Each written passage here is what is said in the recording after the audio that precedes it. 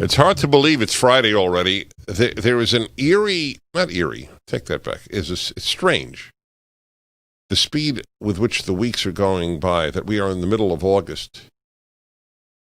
It feels like yesterday that the lockdown began.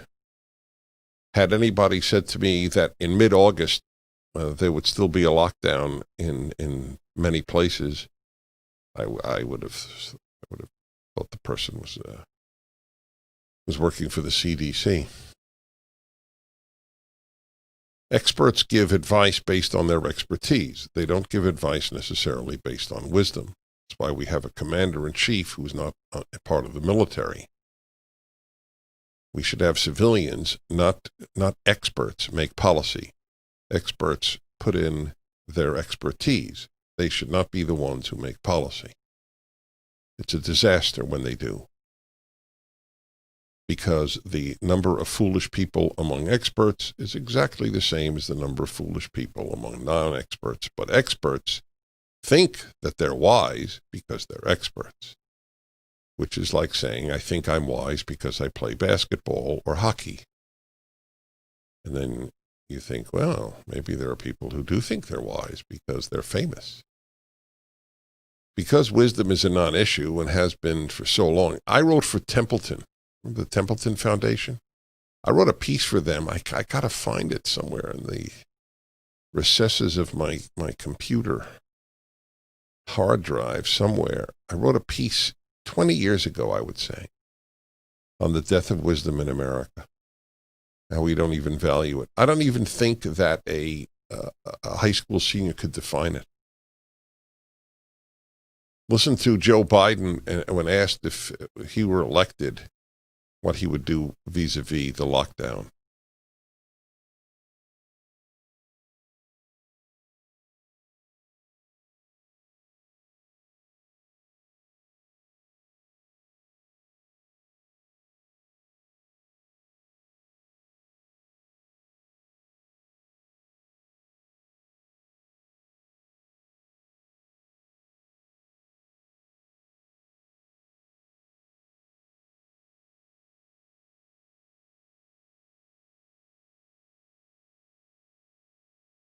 So he would.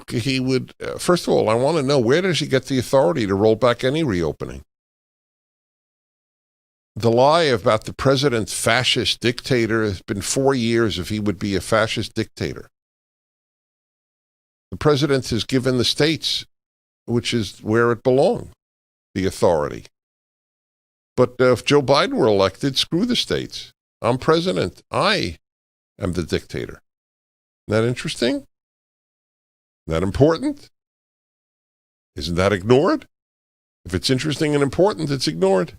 That's the rule in the media. I don't know why people go to journalism schools. What a waste of money. They should just be told, write, if you are on the left, write what you think, and in the guise of news, and have a great life. That is what should be done. Save person, a couple of $100,000. But they don't want to save you a couple of $100,000. They want you to have to go to journalism school. And how does he know about masks and distancing? How does he know? They told him that?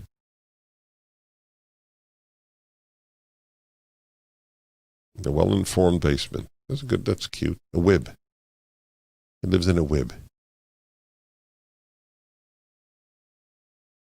But there are no masks in Holland. They're doing fine. No masks in Sweden. They're doing fine. They're doing better than us. It seems to me, now, I'm not saying that I do believe if a person is infected and speaks face-to-face to you for 20 minutes, you have a greater chance of being infected. Of course that's true. I understand that. I read to you from the New England Journal of Medicine.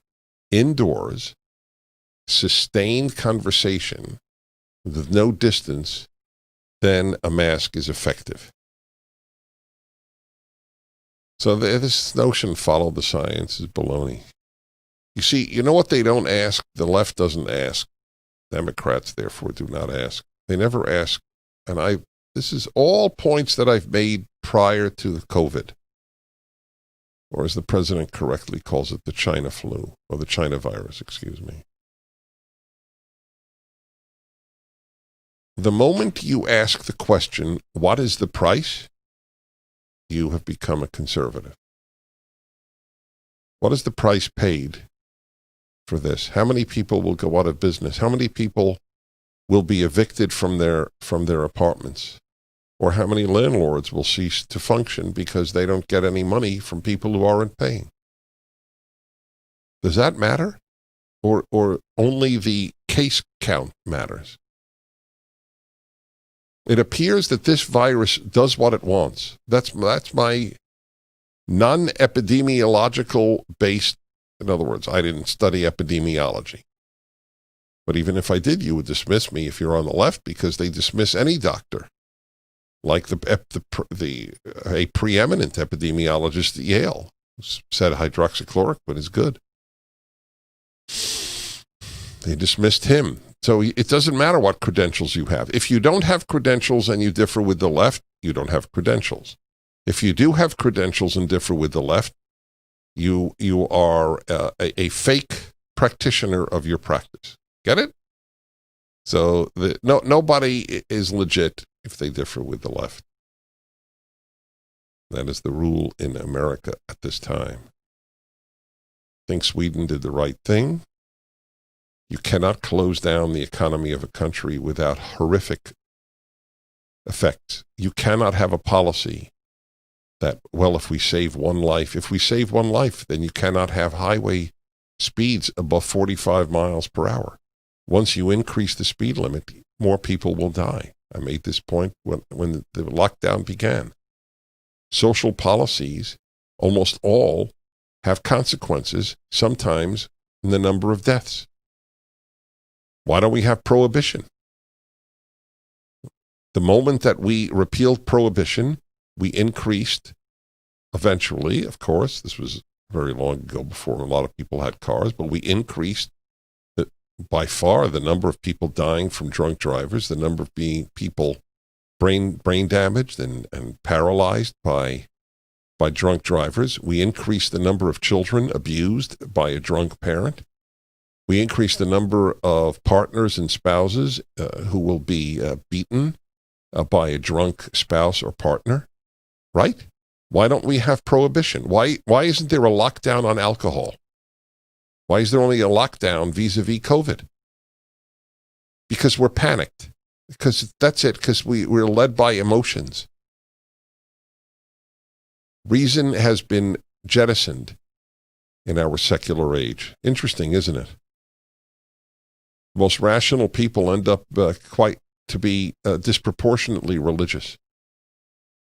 In my theory, the human being needs needs something that is non-rational in their life. We need it.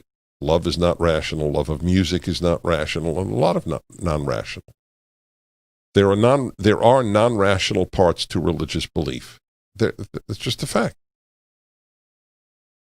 That's fine. I think it's terrific, by the way. It's okay with me. So religious people can confine their yearning for the non-rational to their religion. But secular people have no religion with which to express the yearning for the non-rational, so they express it in real life, and then the non-rational is dangerous. That's what we have in our time. 1-8-PRAGER-776. 877-243-7776. Well, look at that. The Star Tribune has endorsed Ilhan Omar's primary challenger. On what grounds? That she's corrupt? It means nothing to the people who want her in. We are going to have bona fide communists in Congress. The United States is headed in that direction. I've never said this before. This is a first. I've never used the C word, as it used to be called. My dear friends, you want to do good? Help PragerU. Everybody knows how much good we're doing. That's why we are the largest non-left video producer on earth. Help us make more and get more people to watch. PragerU.com, 833-PragerU. Do it during the break, please. Helping the fighters is as important as fighting. The Dennis Prager Show, live from the Relief Factor pain-free studio. Trending now on the Larry Elder Show. Now, President Trump, about the comparison that Obama made on Thursday during John Lewis's funeral, that President Trump is akin to Bull Connor and George Wallace, two racist Democrats. Trump said this.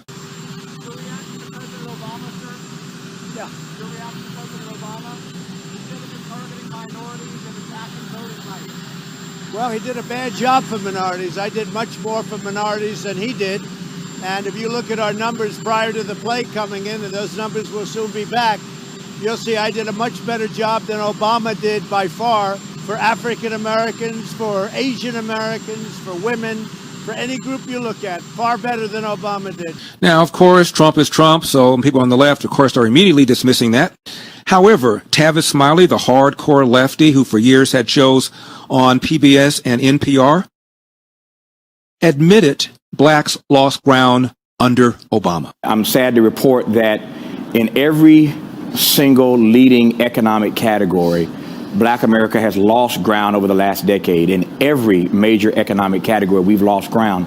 So this book comes out, as you said, in 2006. So clearly, this book was out before Obama shows up to win in 2008. So the book was never about Barack Obama then. This 10-year update is not about him now. But it is true that over these last 10 years, most of that on his watch, Black America has lost ground in the major economic indicator categories.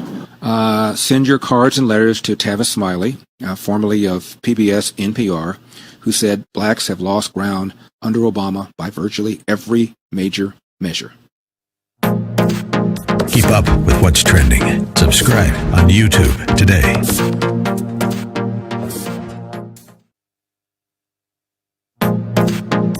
Trending now on the Hugh Hewitt Show. Do you have any confidence that we will have debates with people who will ask Joe Biden tough questions? That's a great question. I hope so, because I think the country deserves that. Obviously, I don't know who they've picked as a moderator and so forth, but I do hope so, because the country deserves that. And, you know, and I think even more importantly now, look, my biggest issue is this, that where the country faces massive challenges, not just the pandemic, but the confrontations that we're having with China right now are truly generational in scope in terms of what it's going to mean for the world. You know, radical Islam is on the retreat in parts of the world, but it could resurge at any time. The Iranians with their nuclear ambitions, we need strength. And I just don't believe Joe Biden is strong enough to stand up and face these different challenges, not to mention elements of his own party that want to pull the country far, far to the left. And that's why it's important that he be challenged fairly in a debate so Americans can see whether or not he has that strength. I don't think he does. Now, I don't think it's possible to get the commission to be serious about this. I would trust Lester Holt. I would trust Dana Bash. I would trust John Dickerson. Who would you trust to do that? You've been through this gauntlet. Yeah, you know, that's a great question. I haven't spent a lot of time thinking about it. You know, I think Brett Baer is another name that I would throw out there, that's someone that I think is a serious journalist. It's become increasingly hard for many in the mainstream media to sort of report on President Trump as a news item as opposed to become activists. I mean, it's just, I'm not saying everyone. There are people that try and work at it very hard, but I mean, you know, all you need to do is turn on cable television for 5 minutes and you can see it right away. There's no news being reported anymore. It's outrage media. It's truly very alarming what's happened to cable news. Let me close. Keep up with what's trending. Subscribe on YouTube today. Dear members of the entertainment community. Entertainment community. Entertainment community. We know that you're more famous than any of us. Well, most of us. I'm mad. Distressed. Alarmed. Infuriated. It's your job to be creative. Creative. And yet, how many of these lame-ass videos have you made that look exactly like this? Like this. You entertain us. It's literally your whole job. Here's what we ask. No.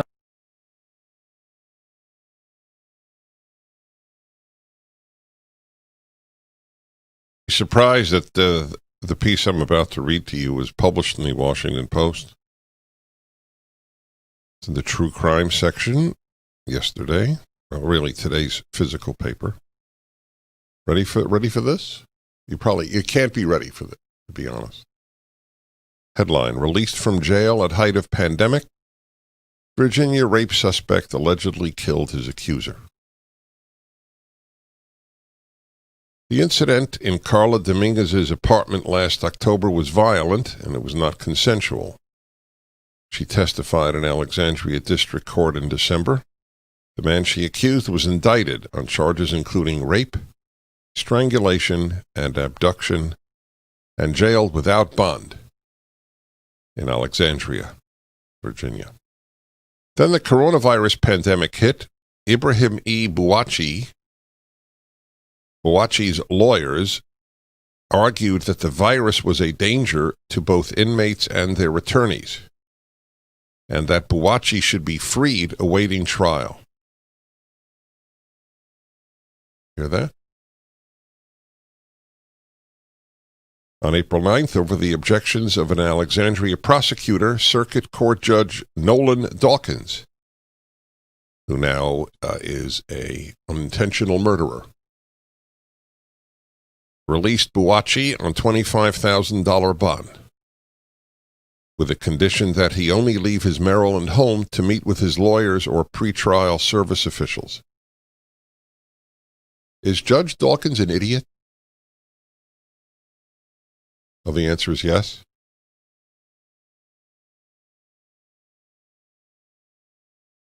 Do you know, I have no doubt in my mind Judge Dawkins still believes he did the right thing. Because if you remember, on the left, and I assume he's on the left, you never have to say you're sorry. Now, I'm just curious, would any of us here, if we were a judge and somebody said, there's COVID and we have this indicted rapist, strangulator, abductor who is on no bond, he's so dangerous, I'd say, sorry, put on masks. I thought masks are supposed to work. Why didn't they just put masks on prisoners? They're separated.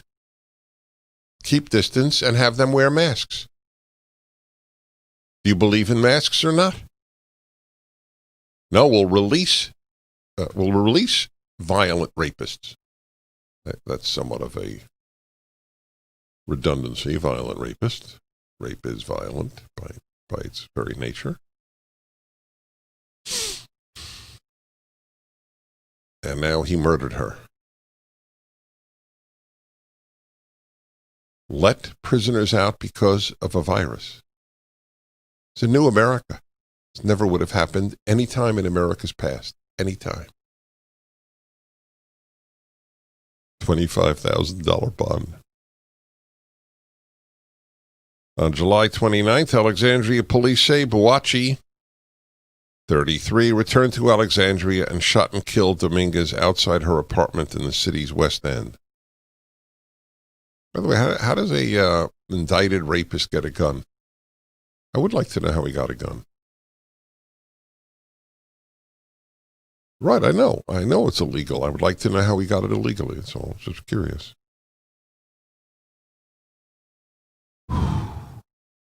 Now, here's an interesting question. So I would like to ask Judge Dawkins and the guy's lawyers, who are also unintentional murderers, why don't you let him out now? I mean, he shot himself. He's in the hospital. Hope he dies slowly. I would like to know why not let him out again? So violence plus rape. I know rape is violent, but there is rape that has extra violence, if you will. That you get released because of COVID. But murder? Did they release murderers? I'm curious. Bet you they released manslaughter people.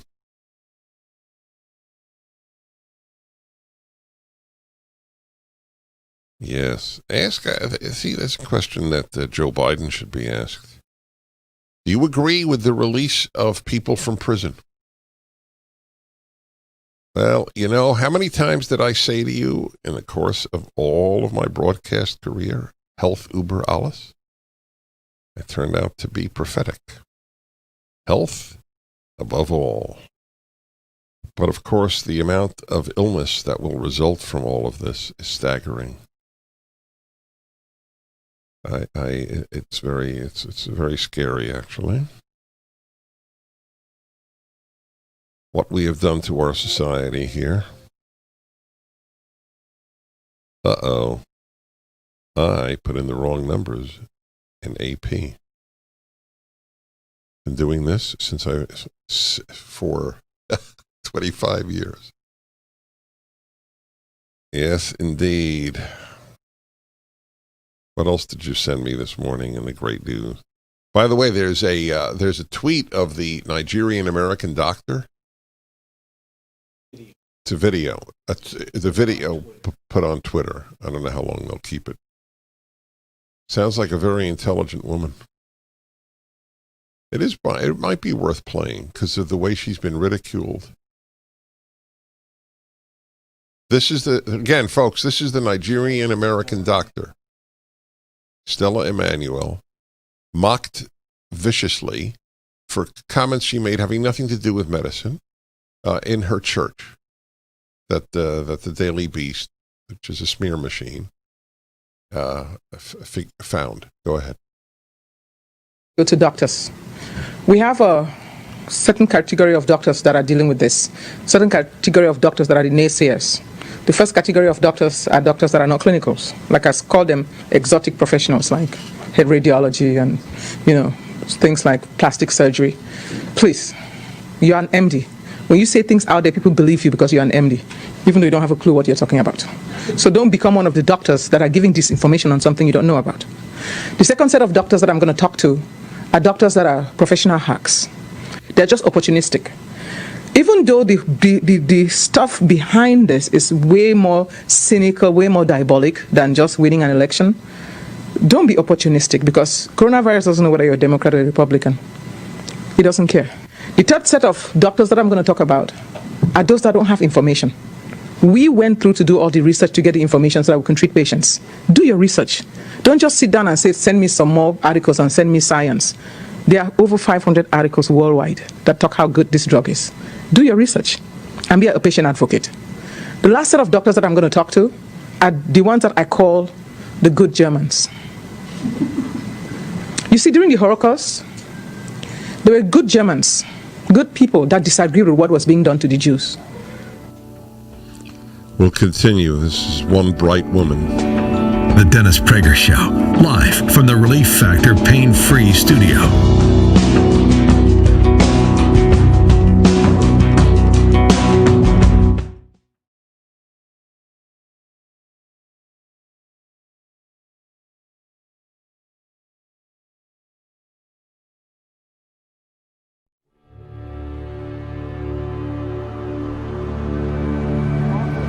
For almost 20 years, I've been searching for evidence of one of the greatest miracles of the entire Bible, the miraculous parting of the Red Sea. Tim, the first question most people ask is, where's Mount Sinai? My first question as a geographer is, where was the sea that was parted and crossed? So what do you think the crossing site, where would that be? Well, for once, I'm going to follow the conventional argument here. When I look at the Exodus story through the eyes of a scientist, then it contains a lot of observations which just make sense to modern science. I think it is possible to demonstrate that it took place in close proximity to Egypt. I know that some people would say, well, there were probably 5,000, maybe 20,000 Israelites. This matter of large numbers is a very, very thorny issue. There has to be enough Israelites in order to make Pharaoh and the rest of Egypt scared. Whether the 10 plagues happened is a miracle. Whether the Red Sea parted is a miracle. Archaeology cannot prove or disprove a miracle.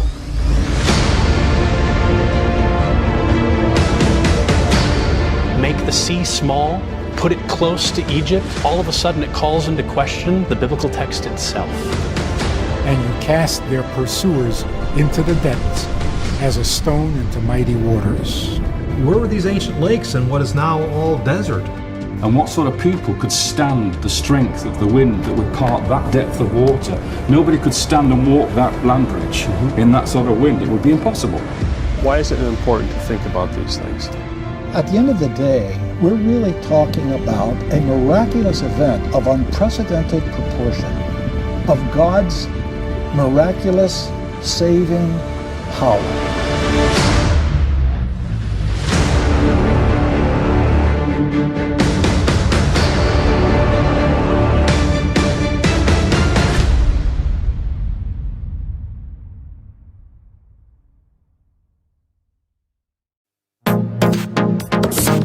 Trending now on the Eric Metaxas Show.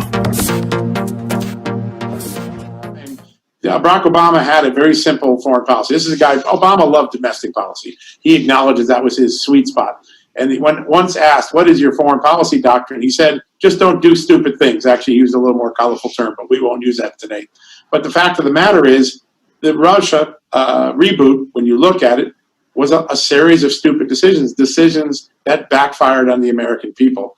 And that's what Hillary Clinton is facing in 2016 when she goes into the election. It was a senior Clinton campaign official who told me we needed to neutralize this issue because we saw it as our number one liability. And then Seamus Bruner, my co-author, digs out a document that was in our files that we hadn't really understood the significance of all of a sudden. It's a poll from the summer of 2015. Hillary Clinton polls Americans secretly to find out what's her number one political liability. Is it Vince Foster? Is it Whitewater? Is it the Rose Law Firm billing records? Is it Benghazi and the tragedy there? Is it the classified email scandal that she was going through right in 2015? None of those registered as the number one impediment to the presidency for her. The number one impediment was the perception that she and her husband, Bill Clinton, cashed in, along with other Democrats, on the failed Russian policy. 53% of the people in this private poll that the Clinton campaign did said that was the number one reason why they might not vote for Hillary Clinton. So that's why they hire Christopher Steele and Fusion GPS. It's why they carry out the dirty trick that we now know to be Russia collusion. You're telling me, John, that people from her campaign told this to you? They did. In fact, we didn't find the poll until we got that guidance from a very senior Clinton campaign official who was read into the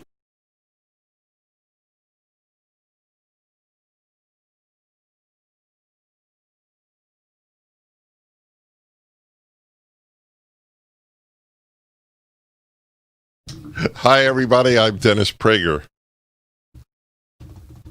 The Nigerian-American doctor comes across as so intelligent, so morally driven, so honest that it takes your breath away. I just want to add, I said this to the Living Martyr during the break. We've been to Africa a great deal. I've been to 20 African countries. There is truly a misconception about Africa, which is understandable, but nevertheless a misunderstanding. Africa is sort of like, in people's minds, in many black Americans' mind, it's the motherland. In many white American minds, it doesn't really exist. It's one, just some continent over there.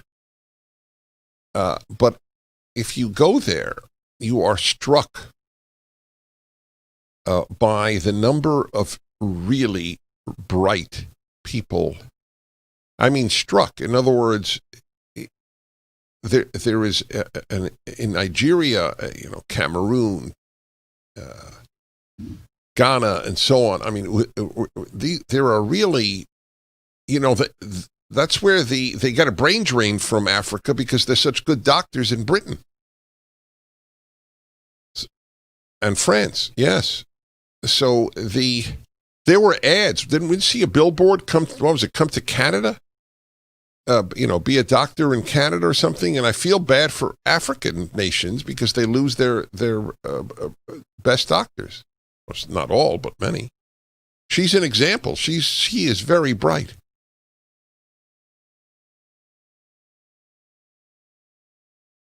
To take a speech that she gave in a church about doctrines that she inherited from her West African religious beliefs that have nothing to do with how she is as a doctor is classic leftist smear. They don't take issue with her on hydroxychloroquine. They mock what she said in some church service. I found it bizarre what she said in a church service. So what? That's truly, so what? You could make anybody's religious beliefs bizarre, and anyway, none of them compare in their bizarreness to left-wing beliefs. What harm is it that she believes, whatever she believes about some demons or whatever it was, I didn't follow it completely, compared to the belief that America is a racist society and all whites are racist? Tell me, who has the monopoly on irrationality? When it comes to real life as opposed to theology, it's the left. I still haven't read to you the extensive analysis of Ibrahim Kendi, who along with the woman, what's the woman who wrote White Privilege or White Fragility? DeAngelis? No. D'Angelo. It's related to Sean, right? Sean, are you related to D'Angelo in some way? Robin DeAngelo? I heard that somewhere. I don't know if it's true. I don't want to say it's alleged. Third cousin on your father's side. So I see. So listen to more of what she has to say. This just was put up. Her attack on doctors. It is so morally right on. I mean, it's frightening. She has said more truth in this video than you read in the New York Times in a week. Go ahead.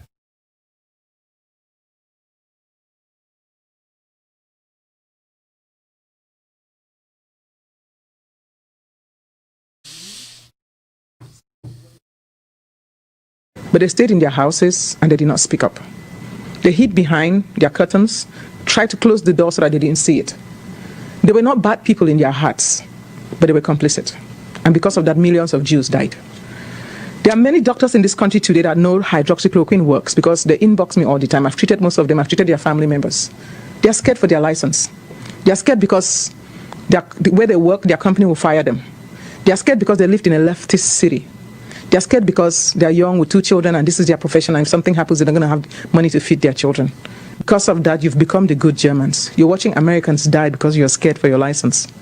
You're watching people die because you're worried that you lose your job. My question to you is that, what does that make you? An accomplice to murder?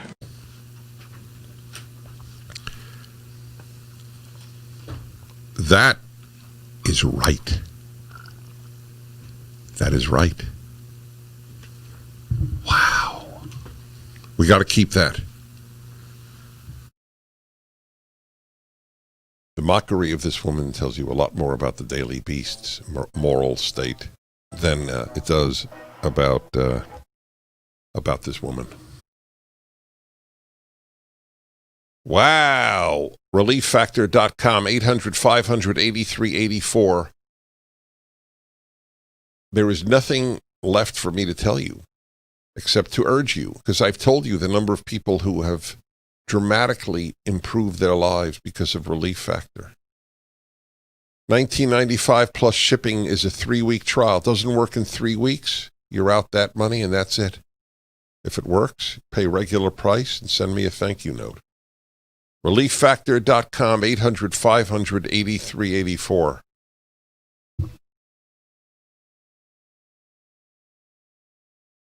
Dear members of the entertainment community. Entertainment community. Entertainment community. We know that you're more famous than any of us. Well, most of us. I'm mad. Distressed. Alarmed. Infuriated. It's your job to be creative. Creative. Creative. And yet, how many of these lame-ass videos have you made that look exactly like this? Like this. Like this. You entertain us. It's literally your whole job. Here's what we ask. No. Here's what we demand. That you reject anything that is anti-original, anti-interesting, anti-convincing. We demand that you try harder. Harder. Harder. If you do, we'll be with you. But if not, we'll continue to not care. About anything. Anything. Anything. You have to say. Signed, the majority. The majority. The majority. Of the American people. And we're done, because that's a reasonable amount of time. Trending now on The Larry Elder Show. Hi, Larry. Hey, listen here. You over there in California, in L.A., why don't you come down south and hang with your Republican brethren? I guarantee you'll find a different idea then. If your dad hadn't left the South, you'd have a totally different take on everything. And that's still the same South. That's the one that Obama stands for. 3 Larry Elder, ReliefFactor.com studio. What an ignorant statement. If you go down to the South and hang out with Republicans, you're going to have a different perspective? You mean like Vernon Jones, the Democrat who's now supporting Donald Trump and was accused of being bought off by Craig Melvin of MSNBC Hee-Haw? You mean like that? What does that even mean? It means that I'm a Republican because I want Southern Republicans to like me? How childish. I'm a Republican because I feel that party's policies better advance the interests of this country than do the Democrat policies. I'm not looking for a fishing buddy. I'm not looking for a party that is marching towards single payer. I'm not looking for a party that believes open borders or porous borders advance their interest. And they do. Green New Deal. A commission is set up to study reparation, for crying out loud. Free college. Debt forgiveness. Bernie Sanders wants that national rent control. And Bernie Sanders says he's going to be leaning on Joe Biden to make Joe Biden the most progressive president in history. That is why, sir, I am a Republican. I'm not looking for fishing buddies. I have my own friends. By the way, if I hung out with you and your friends, how would I be treated?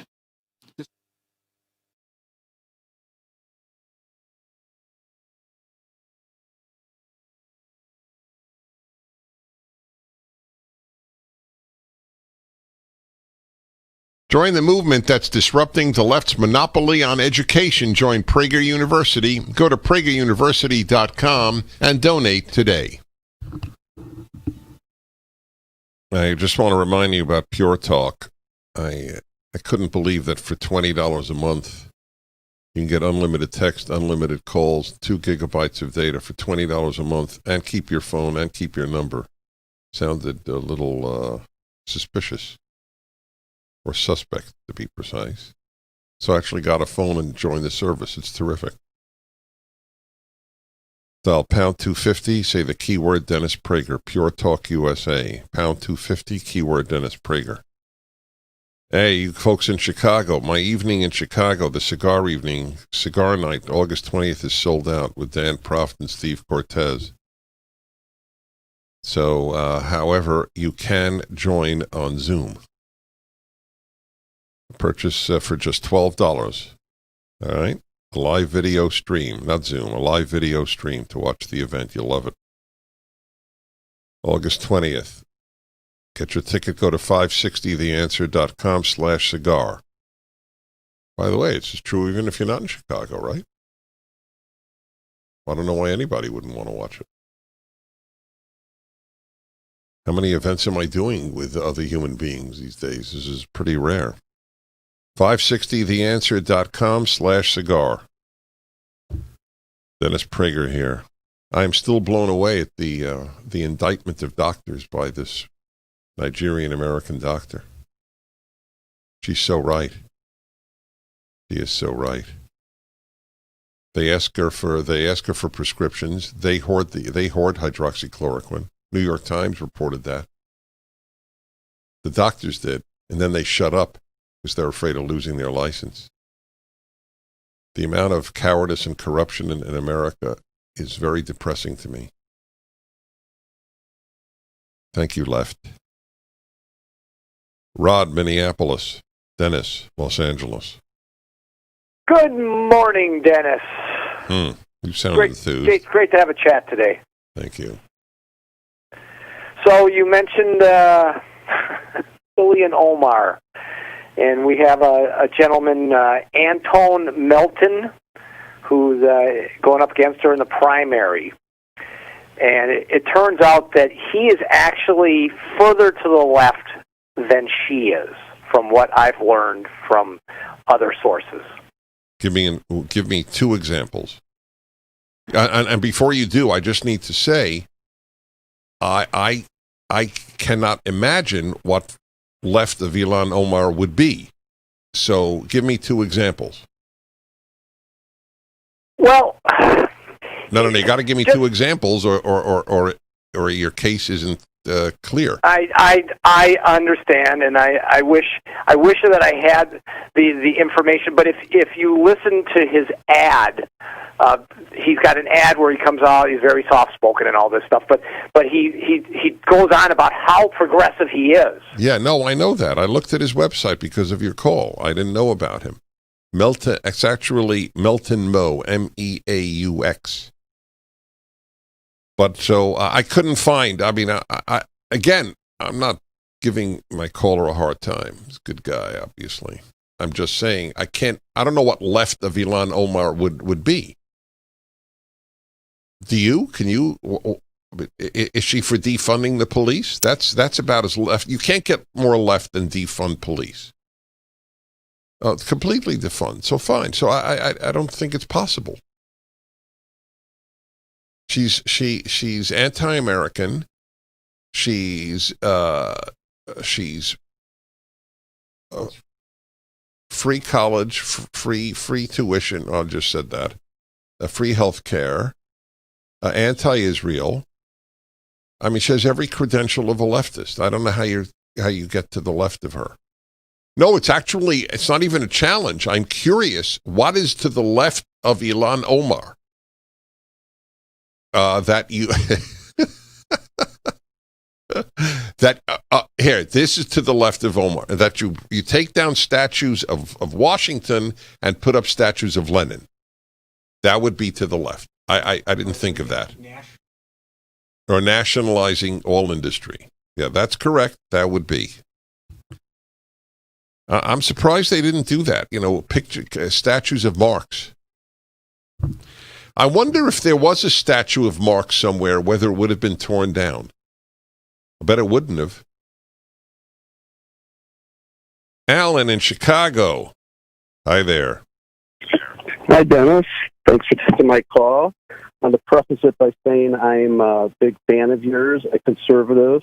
I'm a dentist / oral pathologist.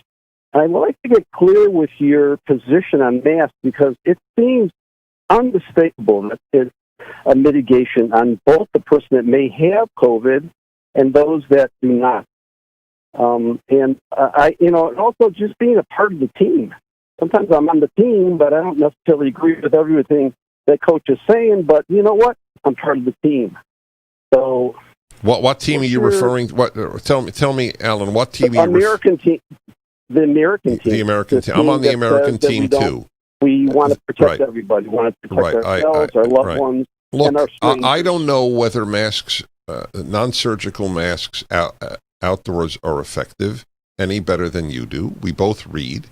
I read to you the New England Journal of Medicine and others who, before it became politicized, or even now that it is politicized, the New England Journal of Medicine still said it's essentially useless outdoors.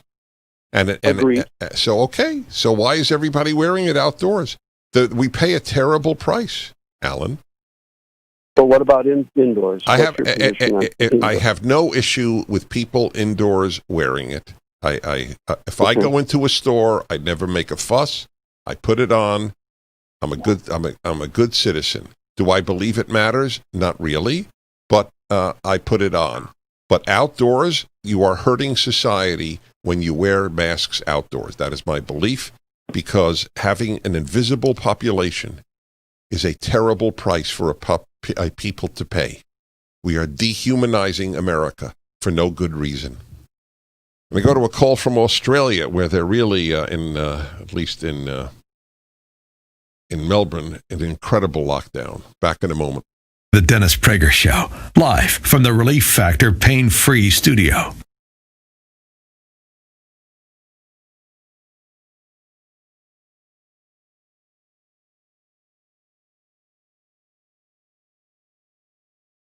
But we're now looking at having to do something. You know, we have to be asked to go into a city like Chicago, which is so ridiculous, where they had like 68 shootings and 18 deaths over the weekend. It's not even comprehensible. Worse than Afghanistan, worse than any war zone. And so we're supposed to be asked. She is supposed to call the mayor, Lightfoot. Lori. She's supposed to call, and she's supposed to say, we need your help. We call her. Would you like to have us go in? And they don't want us. And I say, what's going on? We are going to have to do something very comprehensive, because we don't want to sit back and watch this. So what is that going to mean? Easy. What does that mean? Well, that means sending people in. Just sending people in to clean it up. So it'd be nationalizing the National Guard? By the way, the Chicago police are great. They're great. But they're not being allowed to do their job. The greatest example is New York. What's happening in New York? Crime is up 358%. Shootings. Nobody's ever seen numbers like this. They're not allowed to do their job. And if they do their job, if they do it well and it gets a little bit rough, they're afraid that they're going to go to jail for the rest of their life. So we are very tough on it. We are dealing behind the scenes. We're saying you better get going. There's a point at which we're allowed to go in, and that point is rapidly being reached. But we were going into Seattle. We did go into, if you look at the Minneapolis event, you remember that event when they lined up and they just walked right through those streets like there was nothing, the National Guard. But there's a point at which we will have to do it, because we just have to do it for the good of the country. And a lot of people say, don't do it. That's a local problem. That's good for you politically. I don't care if it's good for us or bad for us. We can't let this continue on. And I say to the police, you are loved, you are respected. This is a small group of crazy people. Just stay where you are. It's going to be turned around. It's going to be a turn. You're going to have, people better be very careful, because you are going to have a backlash that's going to be incredible. People better be very careful what they wish for, because the American people are not going to take it very much longer.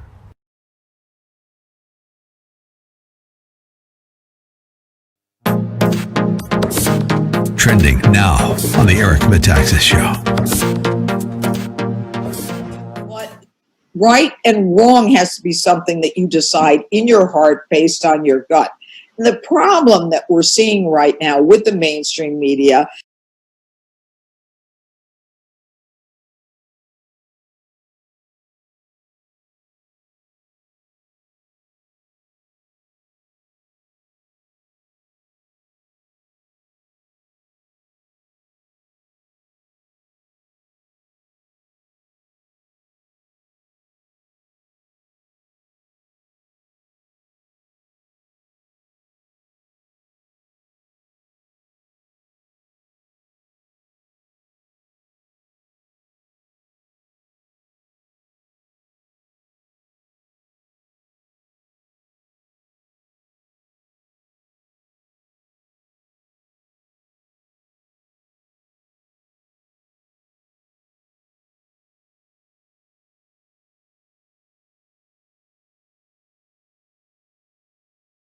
This show is now available on live video streaming on Town Hall TV, as well as our website. If you want to watch the show, not just listen, go to townhall.com and click on the Town Hall TV button.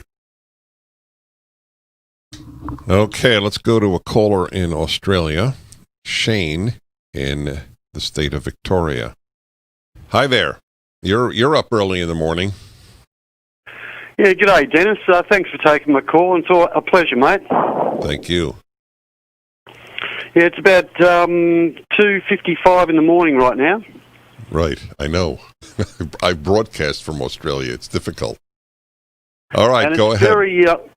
It's very close to the Antarctic, as you'd know. You've been to Melbourne before, have you? Oh, yes, a number of times. But Yeah. go ahead. I'm on the Tell us what you want to say, because we don't have a lot of time. All right. I just wanted to say I love your program, and I'm with you 100%. All the Australians are with you 100%.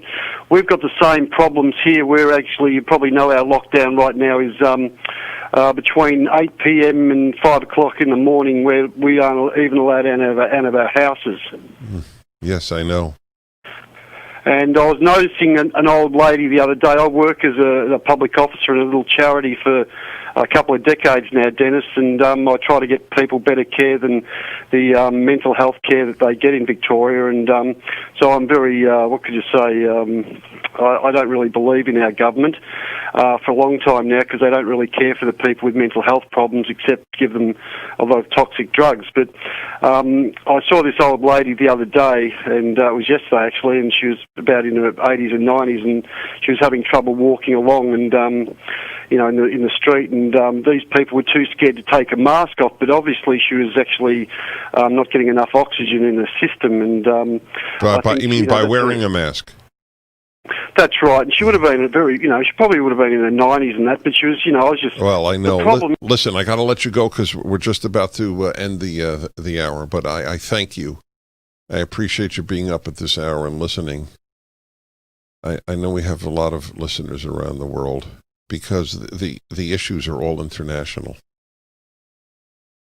They may have an American brand name, but they're international.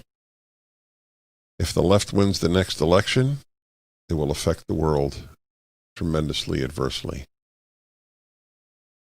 This is a big concern to me. I care about the world. Big concern. If America fails, and it could. Remember my theory. Look at what happened in Europe after Christianity died, after patriotism died. They got communism, Nazism, and fascism. So what will we get when they burn Bibles? Join the movement that's disrupting the left's monopoly on education. Join Prager University. Go to PragerUniversity.com and donate today.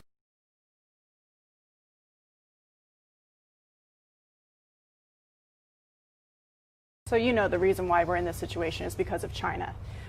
Where is the administration on encouraging American companies who are operating and manufacturing in China, especially PPE? How are you enticing them to come back to the United States to manufacture those types of goods? Because a number of these boxes you buy at the store for masks and such say made in China. But we're also making them here now. We have plants making all over, like Honeywell and companies that you wouldn't think of for making this kind of stuff.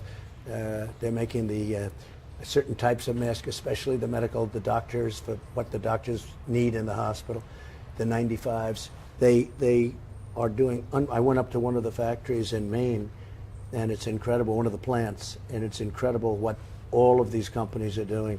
We're starting to make a lot. But you'll be seeing over the next 2 weeks, I'm doing something that's extremely bold, and you'll see, I think you'll be extremely impressed by it. Look, I've been fighting this with China for a long time. Yeah. You had the globalists. They want to make everything in China. We can make our pencils here. We don't need 57 pencils for every kid. You can have 2.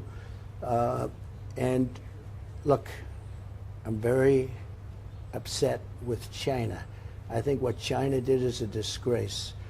Whether they knew it or not, I won't get into that. But one thing, they knew it well enough that it didn't get into the rest of China. But it did get out to the rest of the world, including Europe and the U.S. Then they tried to blame it on Europe. Then they tried to blame it on American soldiers. They did everything. It's a China virus, whether you like it or not, it's a China virus, and you got 20 other names you can give it. But I am very angry with China. So just to reiterate, you have something coming on enticing American companies out of China. Something very strong.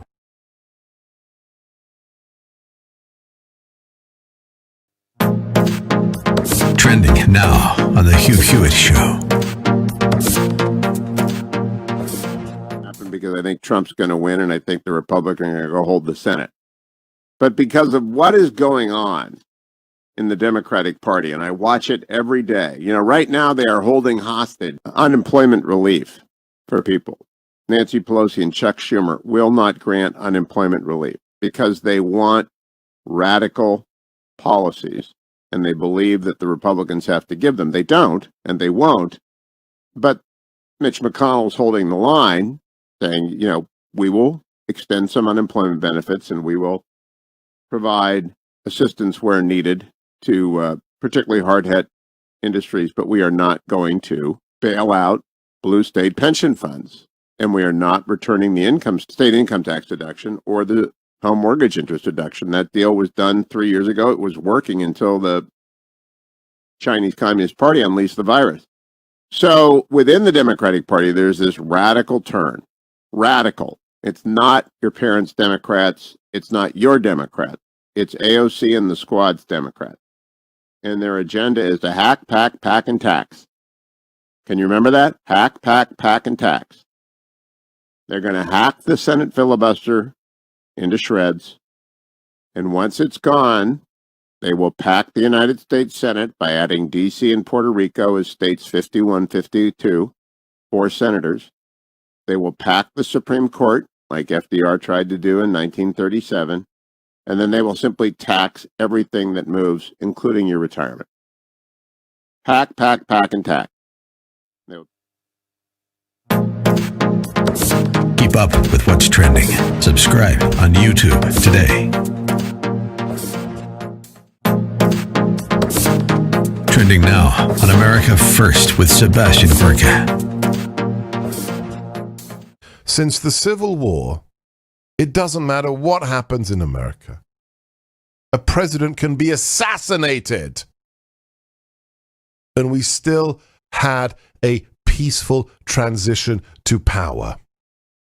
That photograph from Air Force One as the vice president is being sworn in moments after JFK is assassinated, and his widow is standing there in her blood-spattered dress, is the essence of why we are the most successful republic on the face of the planet.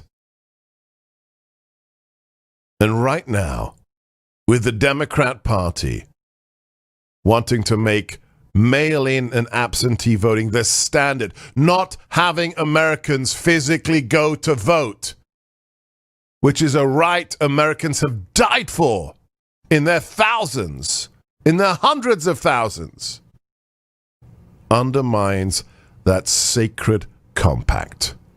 Forget politics. I know this sounds crazy from me, Sebastian Gorka. Forget politics for a hot minute. We are talking about the integrity of our electoral system, which means the integrity of our nation. It mustn't happen because the consequences would be truly dire for all Americans. Keep up with what's trending. Subscribe on YouTube today.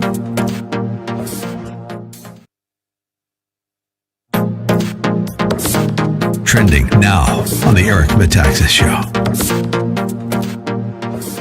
Long time, and you've known Donald Trump personally for like 4 decades. You know this guy as a New Yorker. So, Jeanine Pirro, Judge Pirro, what do you see going on in America? Where is this going to go? So here he is as president of the United States, and he is really someone who believes in law and order. And for some reason, that concept is infuriating to the left. And so the left is tearing apart the cities. They're burning, looting, and they're being called peaceful protesters. You know, the guy who's in the bunker, Joe Bunker Biden, I call him, is not really out there saying anything other than, you know, I'm gonna cause change here. I mean, the guy's been there for 40 years. He hasn't done a darn thing that I know of, and everything I hear he's done has been wrong.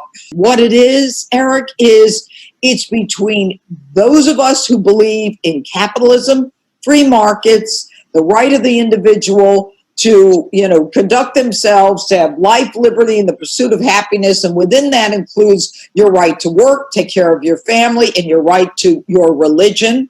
And on the left is, yeah, we'll pay you some more money, stay at home, don't worry about it, lockdown, little learned helplessness, be good for you, we'll go right into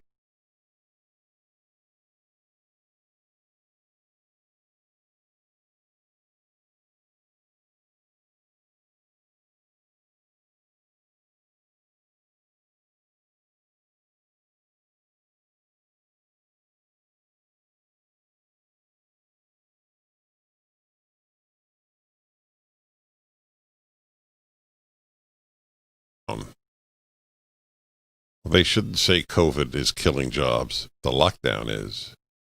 Hi, everybody. It's the Happiness Hour, and it's a challenge happiness at this time. It's exactly why we need the Happiness Hour even more than ever, at least to talk about it. Now you realize how true what I've said every week for 20 years. The happy make the world better. The unhappy make it worse. That's correct. That's the way it works. I'm Dennis Prager. This is the Happiness Hour. Happiness is a moral issue, not just an emotional issue. We are obligated to act happy even if we don't feel it, because we cannot impose bad moods on others. And on the macro, happy people do not ruin the world. Happy people do not riot. Is that fair to say? By definition, happy people do not riot. I didn't say do not protest. I said do not riot. And there are many, many reasons for the widespread unhappiness in our society. The biggest is no meaning in life.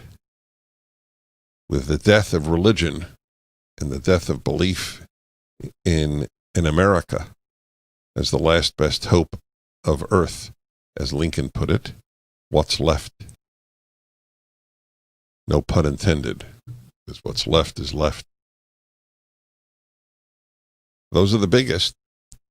There are a lot of other reasons for widespread unhappiness.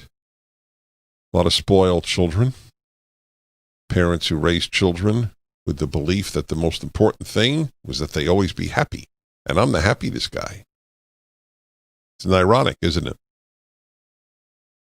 Your task is not to make your child happy. Your task is to make your child good. Then they'll be happy. That's the way it works. You want your child happy at all times, you will, by definition, neglect their character. In fact, I mean, as it happens, you would even neglect their health. Oh, make you happy to have more ice cream? Have more ice cream. It's funny, though, they wouldn't do that on health. They do it on character. But they don't do it on health. The other thing is parents wanted to be loved. Parents should want to be parents, loved or not. Your task is to be a parent. So there are a lot of reasons for the widespread unhappiness in America. We talk about them every week. So I have not done an open line happiness hour since when? Since May. 3 months. I did an open line in May? Interesting. So yeah, that makes sense. 4 times a year. If you have to have stuff on your mind you'd like to talk about, I'm sure there are challenges to your happiness right now. I can't fix it, but we could talk about it. Yeah. May 8th. It's 3 months. Is it 3 months exactly? Yeah, basically. 1-8-PRAGER 776-877-243-7776. How do you look at life differently today than you did? Or America, or your children, or your spouse, or your own life? Those are good subjects, too. But I want to deal with your happiness issues at this time. I'll tell you mine. Okay? You know how open I am with you. I am less happy. I don't act it because I follow my own advice. But I am less happy because of my worries about this country. There is no guarantee that a free society will remain free. There is none. That's the story. That's the historical record, isn't it? There is no guarantee that the values that made the society possible will endure. There are vast numbers of people who loathe them.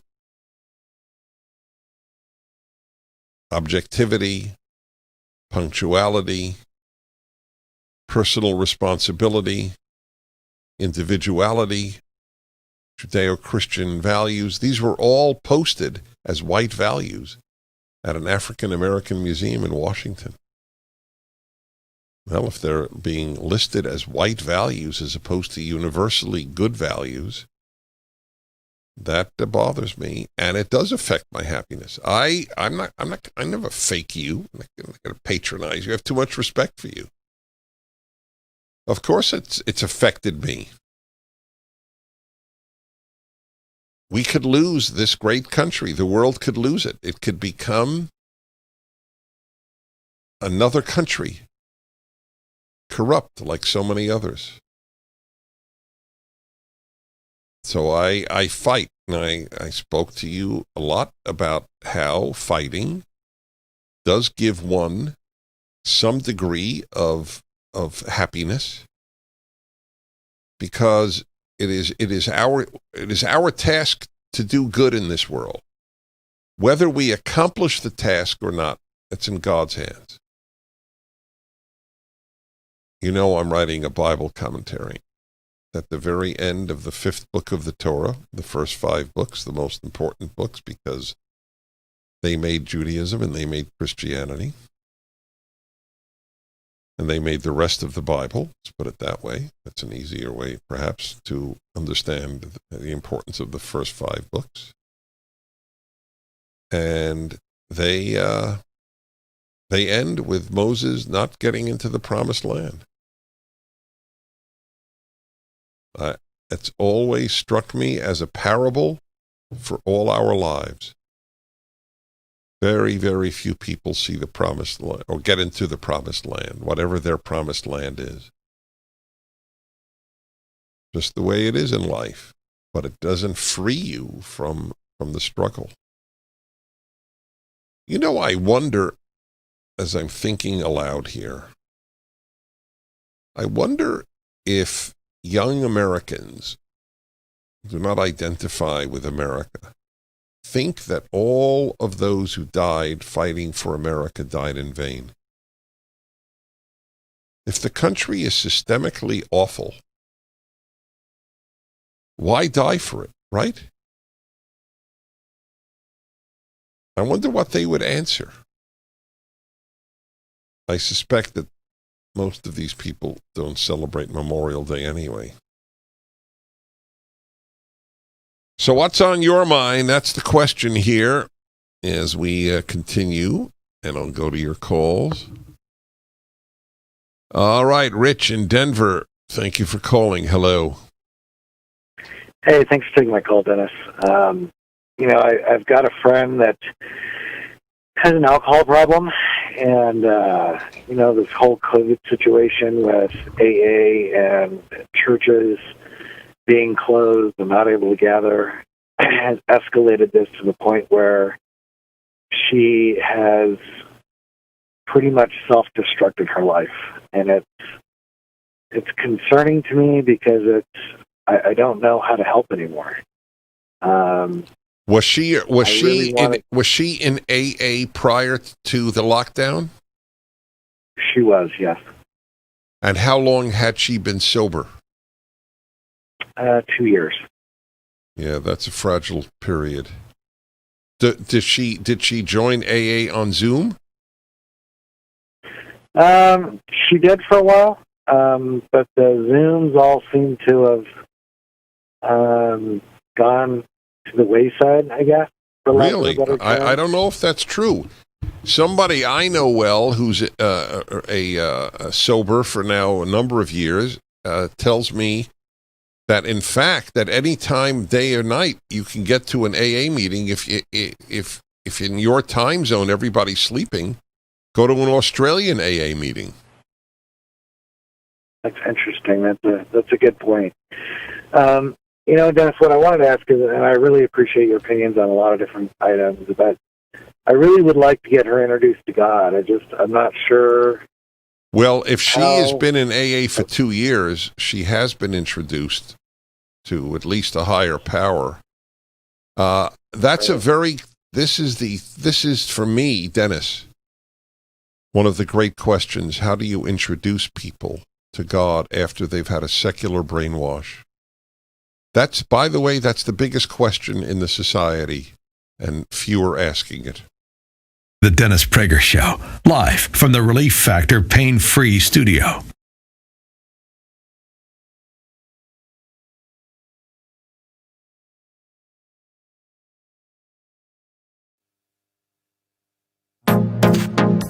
Trending now on the Hugh Hewitt Show.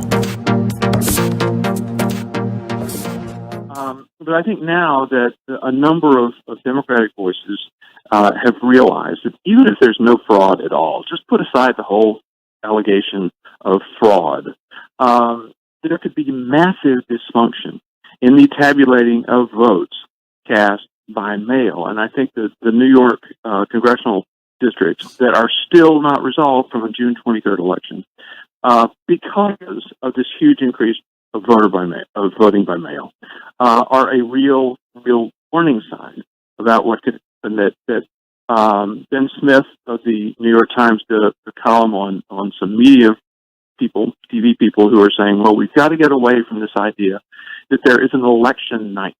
And on election night, at the end of the night, maybe it's a long night, but you declare a winner of the presidential election. That's just not going to happen because of voting by mail. And they're right about that, I think. It's entirely possible. And it might not happen on election night or election week or the week after that or the week after that or even in November. And you have to imagine, in today's political climate, having an undecided election in which there are fevered news coverage of ballots being discovered here, ballots being discovered there, lawsuits filed everywhere as far as the eye can see, possibly civil unrest. When Antifa shows up at the local precinct, oh God, Byron, does anyone realize, do they visualize what it will be like? Keep up with what's trending. Subscribe on YouTube today. Trending now on America First with Sebastian Gorka. And then above all else, there's the constant rhetorical war led by the president. It isn't just baseless. It's ludicrous. It doesn't even make any sense. It's just pure deceitful propaganda. It's like something straight out of North Korea. Something straight out of North Korea. What do you, Chris Hayes, know about North Korea? Have you ever spoken to somebody who's actually lived in a communist dictatorship? Your ideology is a left-wing ideology. It is of the same camp as those that run the prison camp that is North Korea. I'm Sebastian Gorka. This is America First on the Salem Radio Network, and I'm just going to talk about what you just heard. Now, Chris Hayes, who cares about Chris Hayes, really? I mean, he's a nobody. Nobody watches his show. He's puerile. He's infantile. He's a propaganda merchant. But we opened this show, our 3-hour show, with that clip because it is a perfect summary of what is being done to you and what has been done to America now for at least 4 years. Yes, the left has always lied. Always lied, because for them, truth isn't an objective reality. Truth is whatever they need to win. Keep up with what's trending. Subscribe on YouTube today. So you know the reason why we're in this situation is because of China. Where is the administration on encouraging American companies who are operating and manufacturing in China, especially PPE? How are you enticing them to come back to the United States to manufacture those types of goods? Because a number of these boxes you buy at the store for masks and such say made in China. But we're also making them here now. We have plants making all over.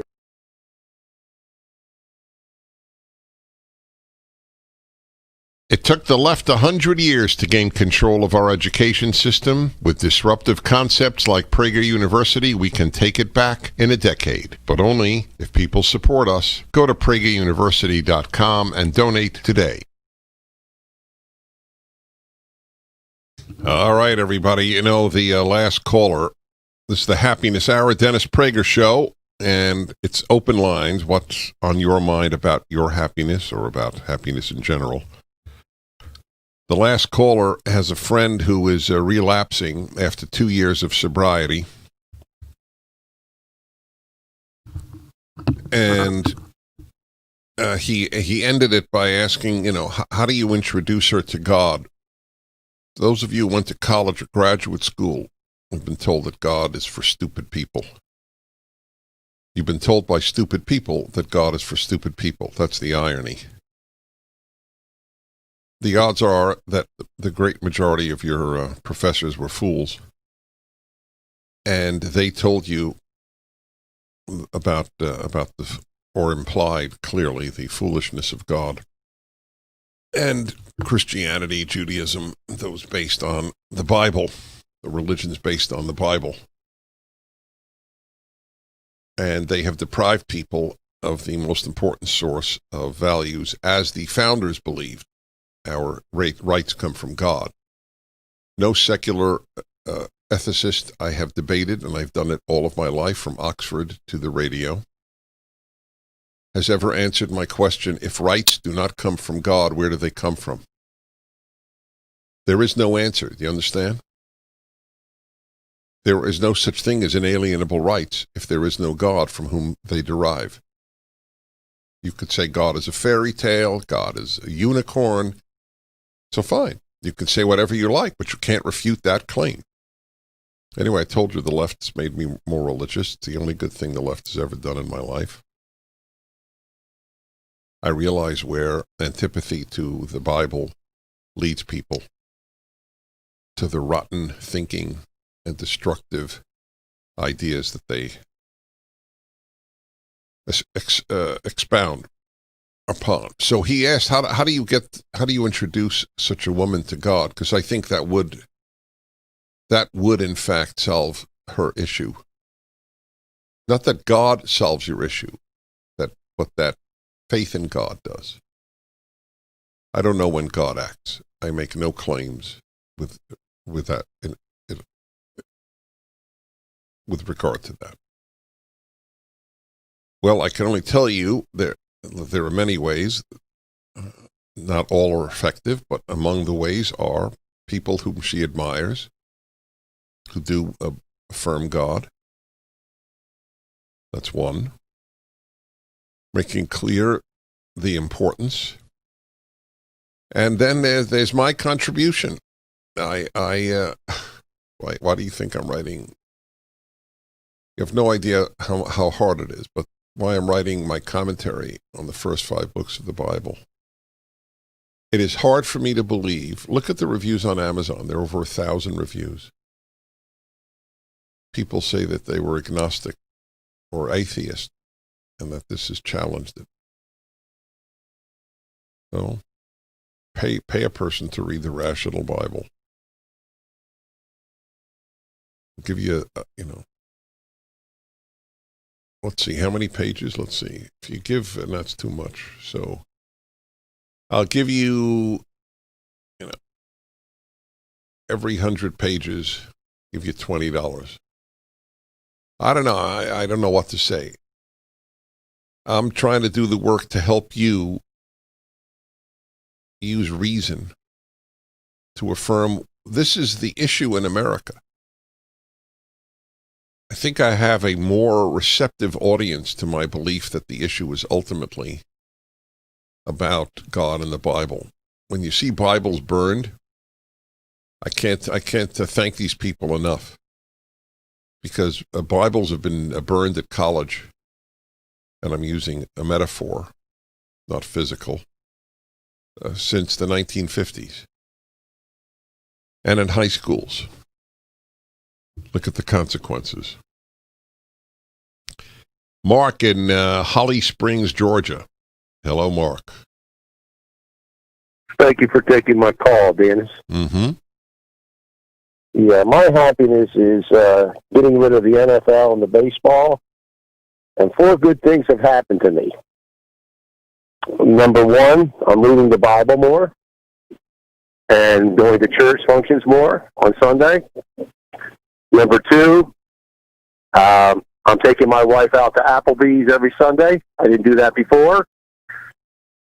And number 3, I've lost a lot of weight exercising on Sunday. We go for long walks. And the 4th thing is pretty funny is I no longer yell and scream and use bad words at my football team because they were so bad anyway. That is hilarious. I mean, the last one is hilarious. The first 3 were not hilarious. I think that the cowards who run football, hockey, basketball, and baseball, and they're cowards. They don't mean a thing that they're saying. These cowards have ruined their sport for the indefinite future. I feel exactly as you do, and I love sports. They're whores. That's what they are. They sell themselves to the biggest buyer. But you know what? I take it back because, this is not meant to be cute. I have much more respect for prostitutes than I do for the NFL commissioner, NBA commissioner, and so on. These people make a living. They sell their bodies for a living. My heart goes out to them. That the NBA has sold its soul because they're cowards. That's all it is. It's all cowardice. Let me buy peace from the most radical elements in America. Let me crap on America. Drew Brees celebrates America, gets crapped on by the left, the next day joins the crappers. I can't get Drew Brees out of my mind. I'm not attacking him. He was in a position that called for courage. Courage is a very rare trait in the human species, so I'm not blaming him. What would the ideal be? I feel exactly as I did yesterday. I will stand for the American flag. I would like all of my fellow saints to do so. God, I can't believe they're not going to drop the name Saint. Got to be something wrong with that. New Orleans Saints, right?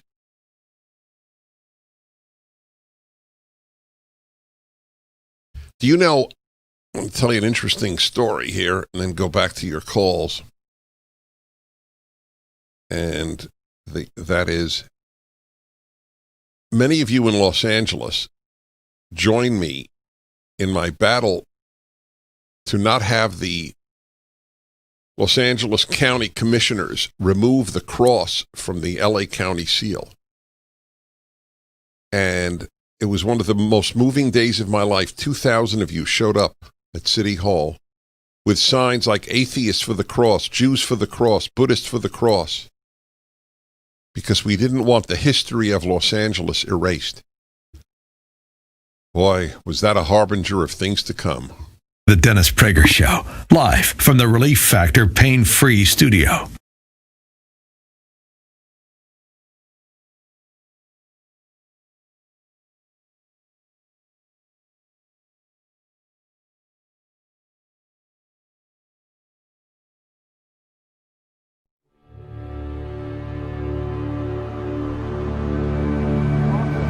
For almost 20 years, I've been searching for evidence of one of the greatest miracles of the entire Bible, the miraculous parting of the Red Sea.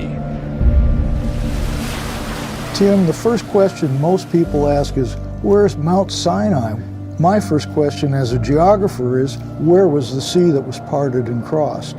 So what do you think the crossing site, where would that be? Well, for once, I'm going to follow the conventional argument here.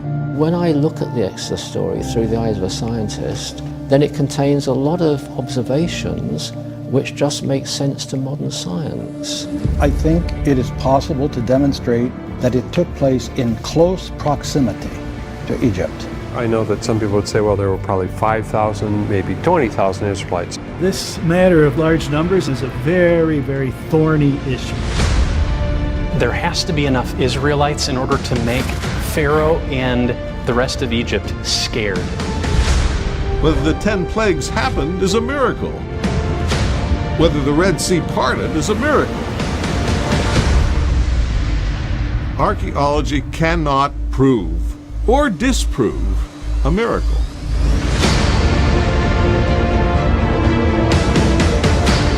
Make the sea small, put it close to Egypt, all of a sudden it calls into question the biblical text itself. And you cast their pursuers into the depths as a stone into mighty waters. Where were these ancient lakes in what is now all desert? And what sort of people could stand the strength of the wind that would part that depth of water? Nobody could stand and walk that land bridge in that sort of wind. It would be impossible. Why is it important to think about these things? At the end of the day, we're really talking about a miraculous event of unprecedented proportion, of God's miraculous saving power.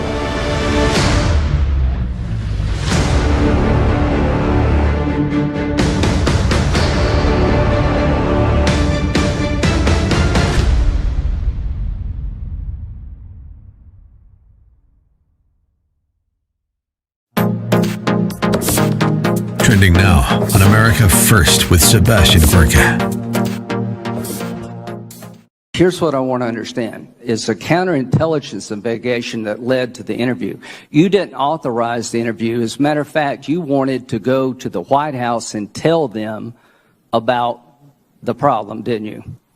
That's right. I did. I thought that was the more immediate issue. And when you heard about the interview, you got upset, didn't you?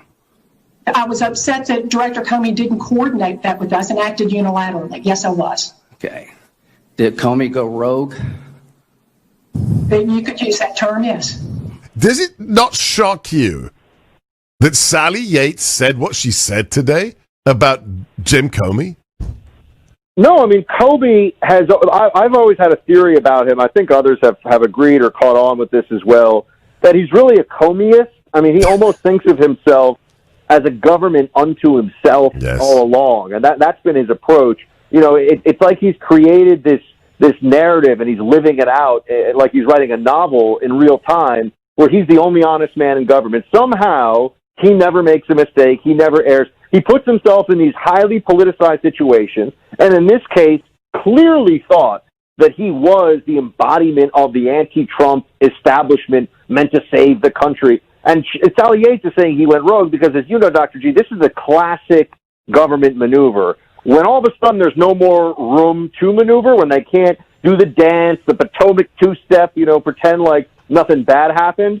The official sponsor of the Happiness Hour is My Pillow. Mike Lindell wants to give back to my listeners. You can get great discounts. Go to mypillow.com, click on the radio listener special, enter the promo code Prager, or call 800-761-3602, promo code Prager.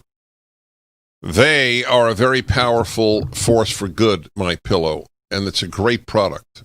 I sleep on it. I use their sheets. I use their towels, because they're great products.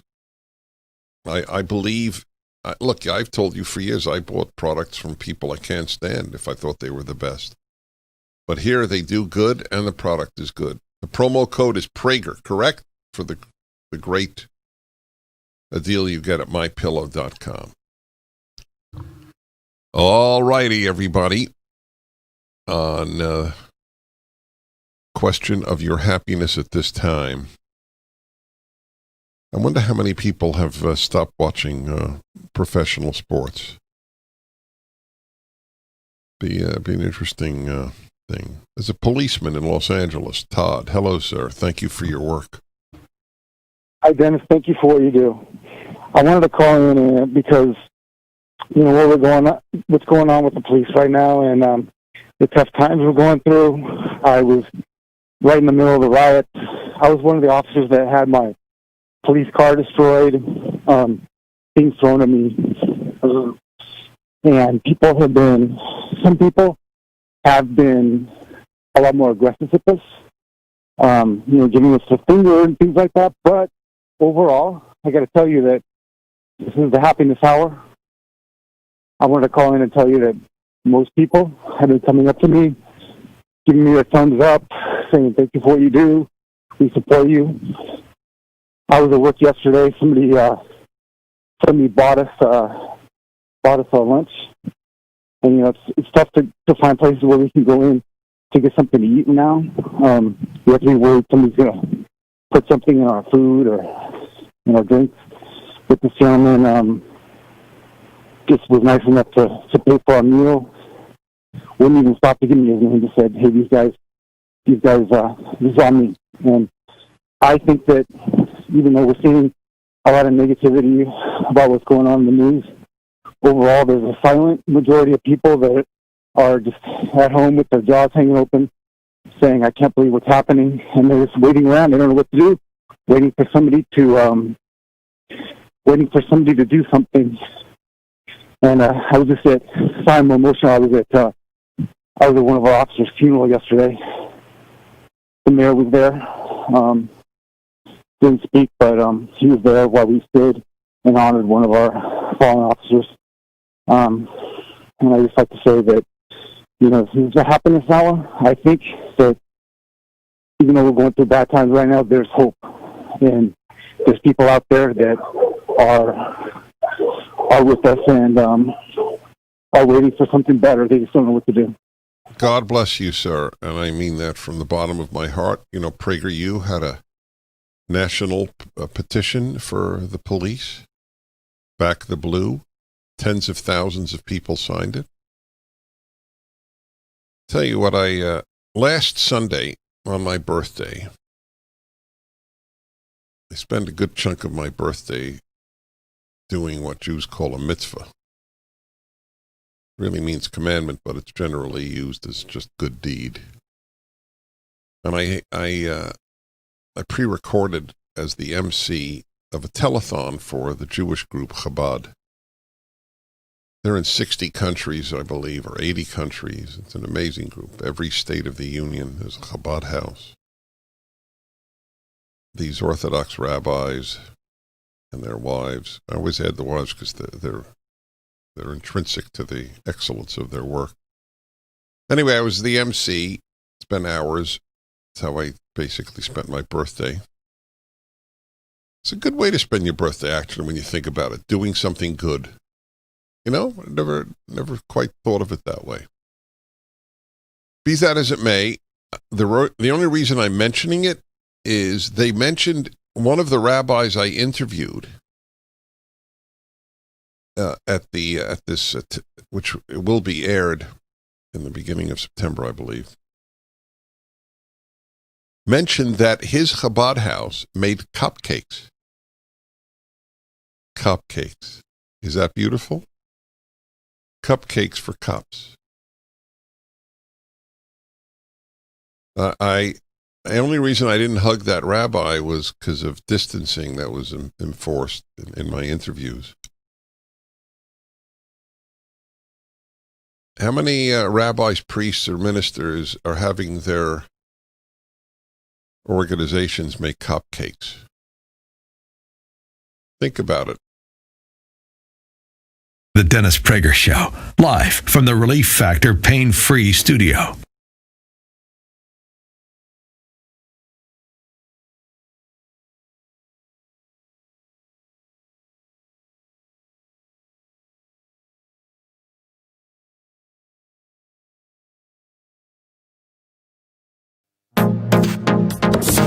Trending now on the Larry Elder Show.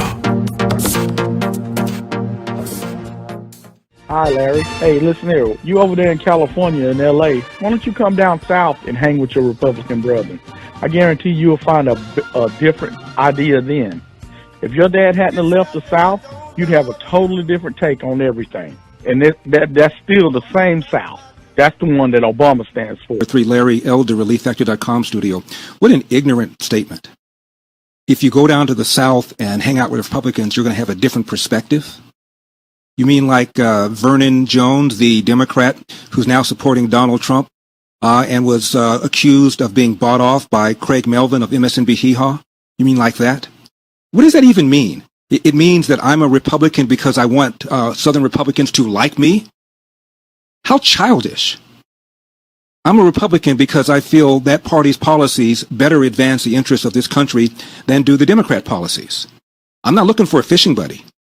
I'm not looking for a party that is marching towards single payer. I'm not looking for a party that believes open borders or porous borders advance their interest. And they do. Green New Deal, a commission is set up to study reparation for crying out loud, free college, debt forgiveness. Bernie Sanders wants that national rent control. And Bernie Sanders says he's going to be leaning on Joe Biden to make Joe Biden the most progressive president in history. That is why, sir, I am a Republican. I'm not looking for fishing buddies. I have my own friends. By the way, if I hung out with you and your friends, how would I be treated? Keep up with what's trending. Subscribe on YouTube today.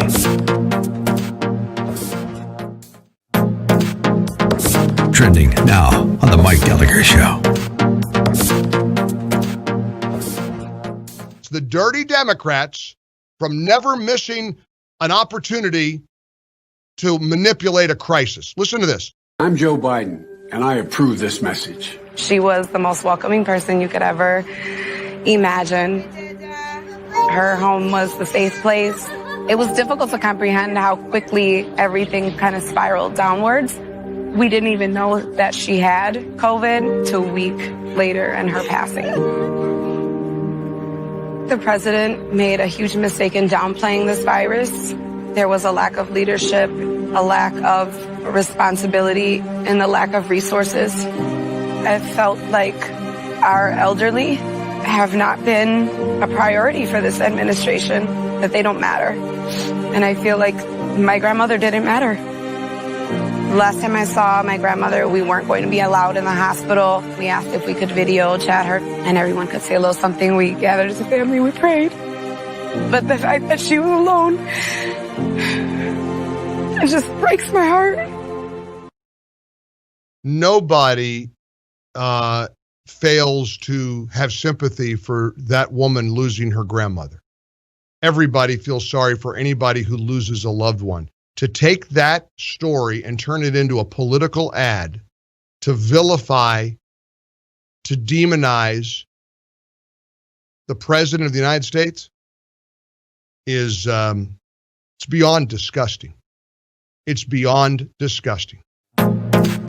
Keep up with what's trending. Subscribe on YouTube today. But we're now looking at having to do something. You know, we have to be asked to go into a city like Chicago, which is so ridiculous, where they had like 68 shootings and 18 deaths over the weekend. It's not even comprehensible. The official sponsor of the Happiness Hour is MyPillow. Mike Lindell wants to give back to my listeners. You can get great discounts. Go to mypillow.com, click on the radio listener special, enter the promo code Prager, or call 800-761-3602, promo code Prager.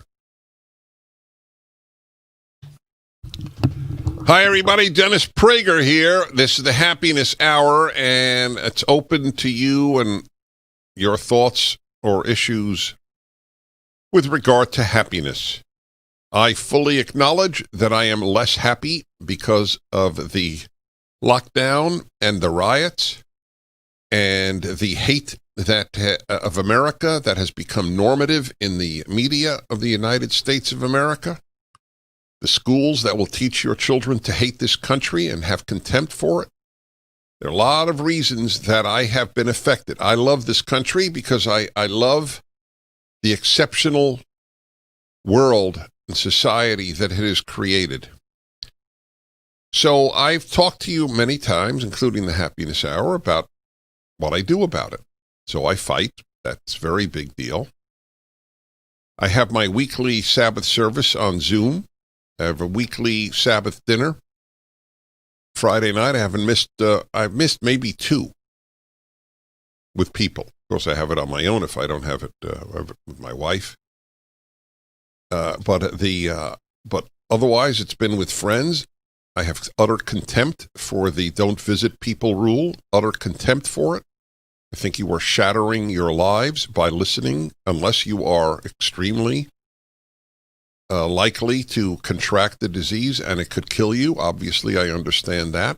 But otherwise, that you would allow yourself or your children to not have contact with people for half a year? You're out of your mind. You are irrational. You are scared so easily. You scare me. That's my view.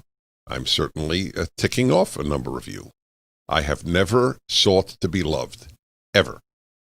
I want my wife to love me and my friends to love me. Of course, I want my kids to love me, but that can't be a parent's first desire. My first desire with friends and your first desire with as a parent is to be a parent. 6 months and not see people? You out of your mind?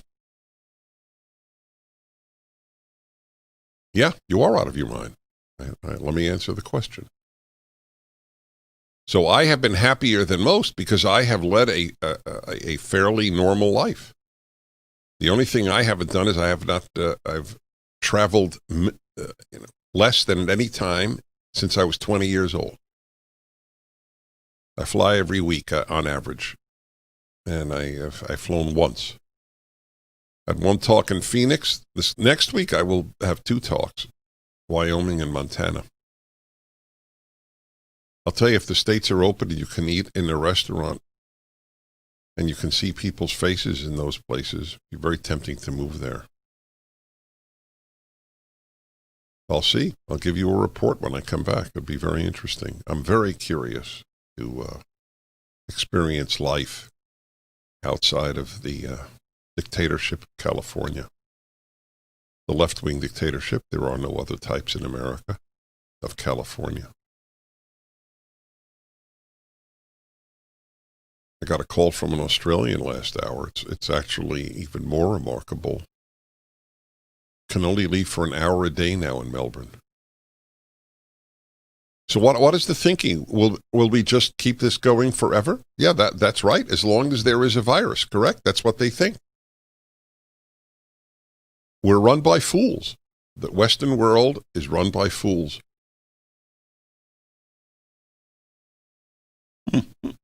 Follow the science. Oh, I love that. If they followed the science, they'd be giving hydroxychloroquine to everybody who tests positive immediately for a week with zinc, and then we wouldn't need a lockdown. All right? But if you say that on Twitter, you lose your Twitter account like Prager did. Or you're warned by Facebook you will not any longer have a Facebook page, as PragerU has been warned by Facebook. If we merely offer doctors saying that hydroxychloroquine works, there is blood on the hands of Facebook. There is blood on the hands of Twitter. I mean that literally. Doctors who have gone along like sheep with the lies about it,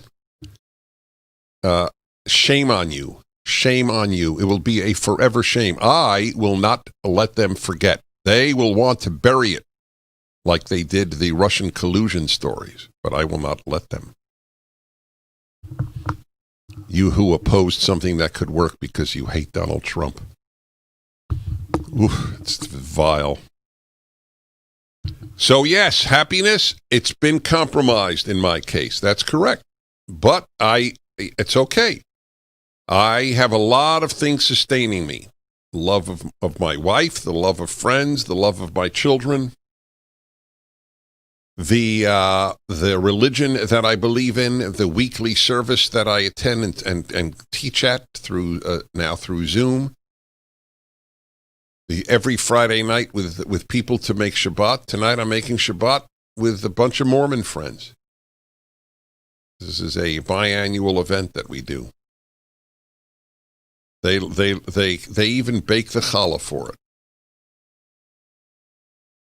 It's quite beautiful. I have a beautiful life. I'm very lucky. But I've also worked at it. Didn't just happen. So you got to work at a beautiful life. All right, let's go to more of your calls here. Jim in Shoreview, Minnesota. Hi there. Hi, Dennis. How you doing? Let me get you off speaker here, okay? I hear you. How you doing, Jay? Okay, thank you. So I wanted to tell you that with the shutdown, very depressing as it is, but I learned to love classical music, and I credit you with that because you had often said, "Try it. You might not like it, but if you do, you do." And you made my day. I want to hear how you did that. I've been dying to know the magic key to opening the door to the greatest music ever written. The Dennis Prager Show, live from the Relief Factor Pain-Free Studio.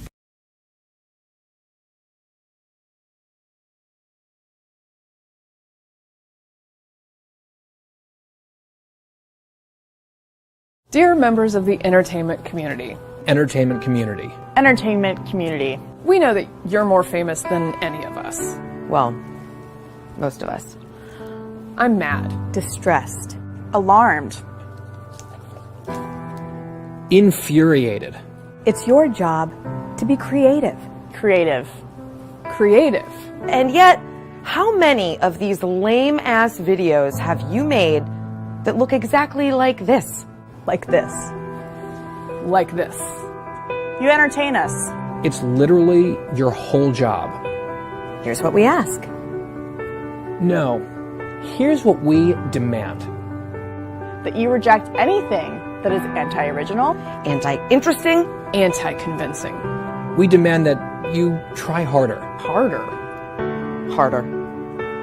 If you do, we'll be with you. But if not, we'll continue to not care. About anything. Anything. Anything. You have to say. Signed, the majority. The majority. The majority. Of the American people. And we're done, because that's a reasonable amount of time. Trending now on The Larry Elder Show. Hi, Larry. Hey, listen here. You over there in California and L.A., why don't you come down south and hang with your Republican brethren? I guarantee you'll find a different idea then. If your dad hadn't left the South, you'd have a totally different take on everything. And that's still the same South. That's the one that Obama stands for. 3 Larry Elder, ReliefFactor.com studio. What an ignorant statement. If you go down to the South and hang out with Republicans, you're going to have a different perspective? You mean like Vernon Jones, the Democrat who's now supporting Donald Trump and was accused of being bought off by Craig Melvin of MSNBC Hee Haw? You mean like that? What does that even mean? It means that I'm a Republican because I want Southern Republicans to like me? How childish. I'm a Republican because I feel that party's policies better advance the interests of this country than do the Democrat policies. I'm not looking for a fishing buddy. I'm not looking for a party that is marching towards single payer. I'm not looking for a party that believes open borders or porous borders advance their interest. And they do. Green New Deal. A commission is set up to study reparation, for crying out loud. Free college, debt forgiveness. Bernie Sanders wants that national rent control. And Bernie Sanders says he's going to be leaning on Joe Biden to make Joe Biden the most progressive president in history. That is why, sir, I am a Republican. I'm not looking for fishing buddies. I have my own friends. By the way, if I hung out with you and your friends, how would I be treated? Keep up.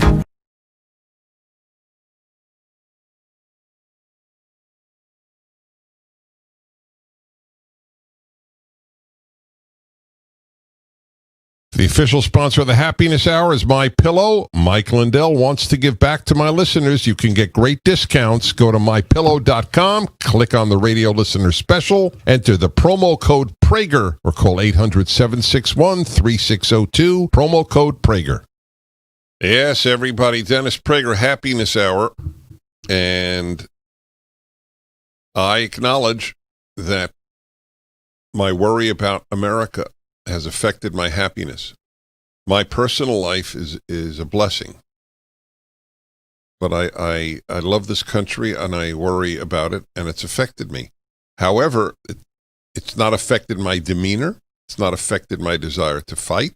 but I am acknowledging. I mean, I'm not an air conditioner that just keeps blowing happiness no matter what's happening. I have a thermostat.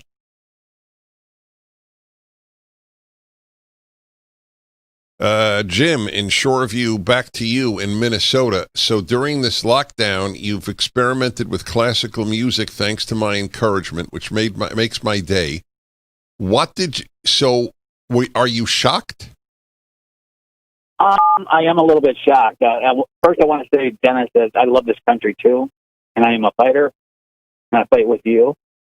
Great. The way this happened was my in-laws visited from Tennessee, and they had left the rat race out in L.A. to move to a small town, Tennessee.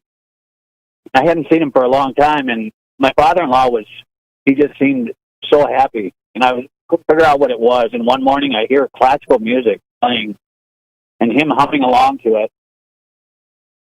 And I didn't think much of it until much later, a month or so later, I decided to put some classical on. And I'd listen to it now and again, just a little spurt.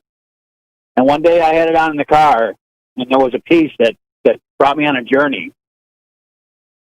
And it was like nothing else, and I had to pull over, and I tried to call the radio station to find out who wrote this and what is it.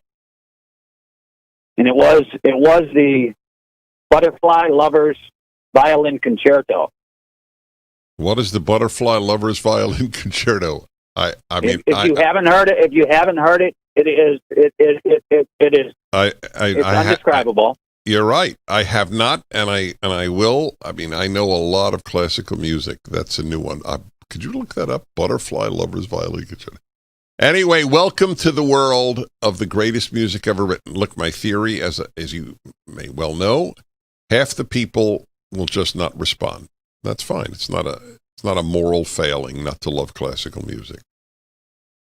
Is that it? Oh, so I think this is from. I think it's Chinese. Yeah. All right, everybody. All right, call in now on any subject under the sun. 1-8-PRAGER-776.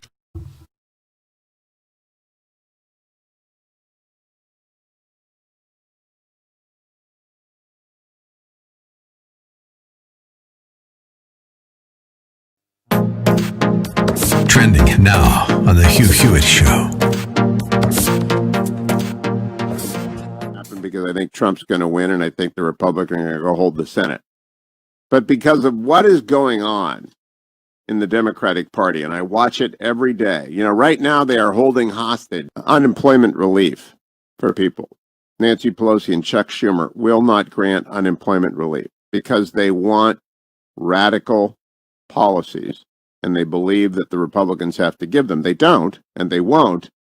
But Mitch McConnell's holding the line, saying, we will extend some unemployment benefits and we will provide assistance where needed to particularly hard-hit industries, but we are not going to bail out blue state pension funds, and we are not returning the state income tax deduction or the home mortgage interest deduction. That deal was done 3 years ago. It was working until the Chinese Communist Party unleashed the virus. So within the Democratic Party, there's this radical turn. Radical. It's not your parents' Democrats. It's not your Democrat. It's AOC and the squad's Democrat. And their agenda is to hack, pack, and tax. Can you remember that? Hack, pack, and tax. They're going to hack the Senate filibuster into shreds. And once it's gone, they will pack the United States Senate by adding D.C. and Puerto Rico as states 51, 52, 4 senators. They will pack the Supreme Court, like FDR tried to do in 1937, and then they will simply tax everything that moves, including your retirement. Pack, and tax. Keep up with what's trending. Subscribe on YouTube today. Trending now on America First with Sebastian Gorka. Since the Civil War, it doesn't matter what happens in America. A president can be assassinated and we still had a peaceful transition to power. That photograph from Air Force One as the vice president is being sworn in moments after JFK is assassinated, and his widow is standing there in her blood-spattered dress, is the essence of why we are the most successful republic on the face of the planet. And right now, with the Democrat Party wanting to make mail-in and absentee voting the standard, not having Americans physically go to vote, which is a right Americans have died for in their thousands, in their hundreds of thousands, undermines that sacred compact. Forget politics. I know this sounds crazy from me, Sebastian Gorka. Forget politics for a hot minute. We are talking about the integrity of our electoral system, which means the integrity of our nation. It mustn't happen, because the consequences would be truly dire for all Americans. Keep up with what's trending. Subscribe on YouTube today.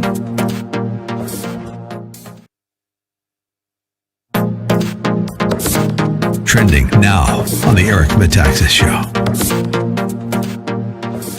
Long time, and you've known Donald Trump personally for like 4 decades. You know this guy as a New Yorker. So Jeanine Pirro, Judge Pirro, what do you see going on in America? Where is this going to go?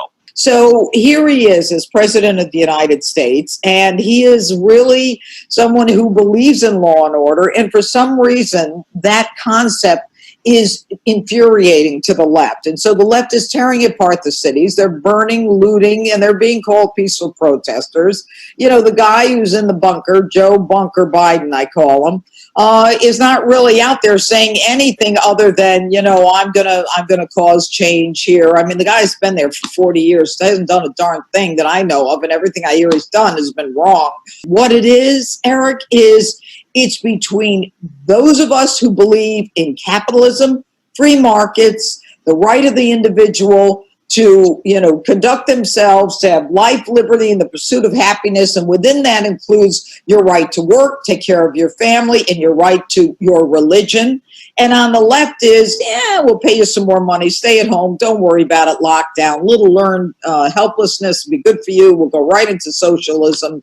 You know, those people don't believe your lying eyes. They're not looting and emptying out those stores into their SUVs that they just backed up to the front of the stores.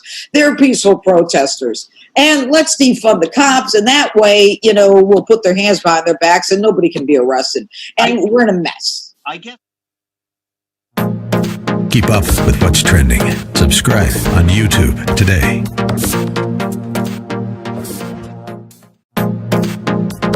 Trending now on the Mike Gallagher Show. Yesterday, the U.S. reported more than 47,000 coronavirus cases, new ones. That's the smallest daily increase in almost 4 weeks. The president yesterday talking about some cautious optimism. Of course, we're dealing with the hurricane, we're dealing with storms, we're dealing with Congress trying to negotiate this coronavirus stimulus, the PPP, the extended unemployment benefits. So we got a little bit of some perhaps good news, probably too soon to to get too excited, but we got to continue to pray that we get this thing in the right direction. Yesterday, I think I shared the good news about a new drug that's being tested. It's a therapy that has been granted fast track designation here in the United States out of Israel. Critically ill COVID-19 patients recovered rapidly from respiratory failure after treated by something called RLF 100. So now 2 drug companies racing to get that. So some good, that's the good news stack. Let me give you a little bit more good news.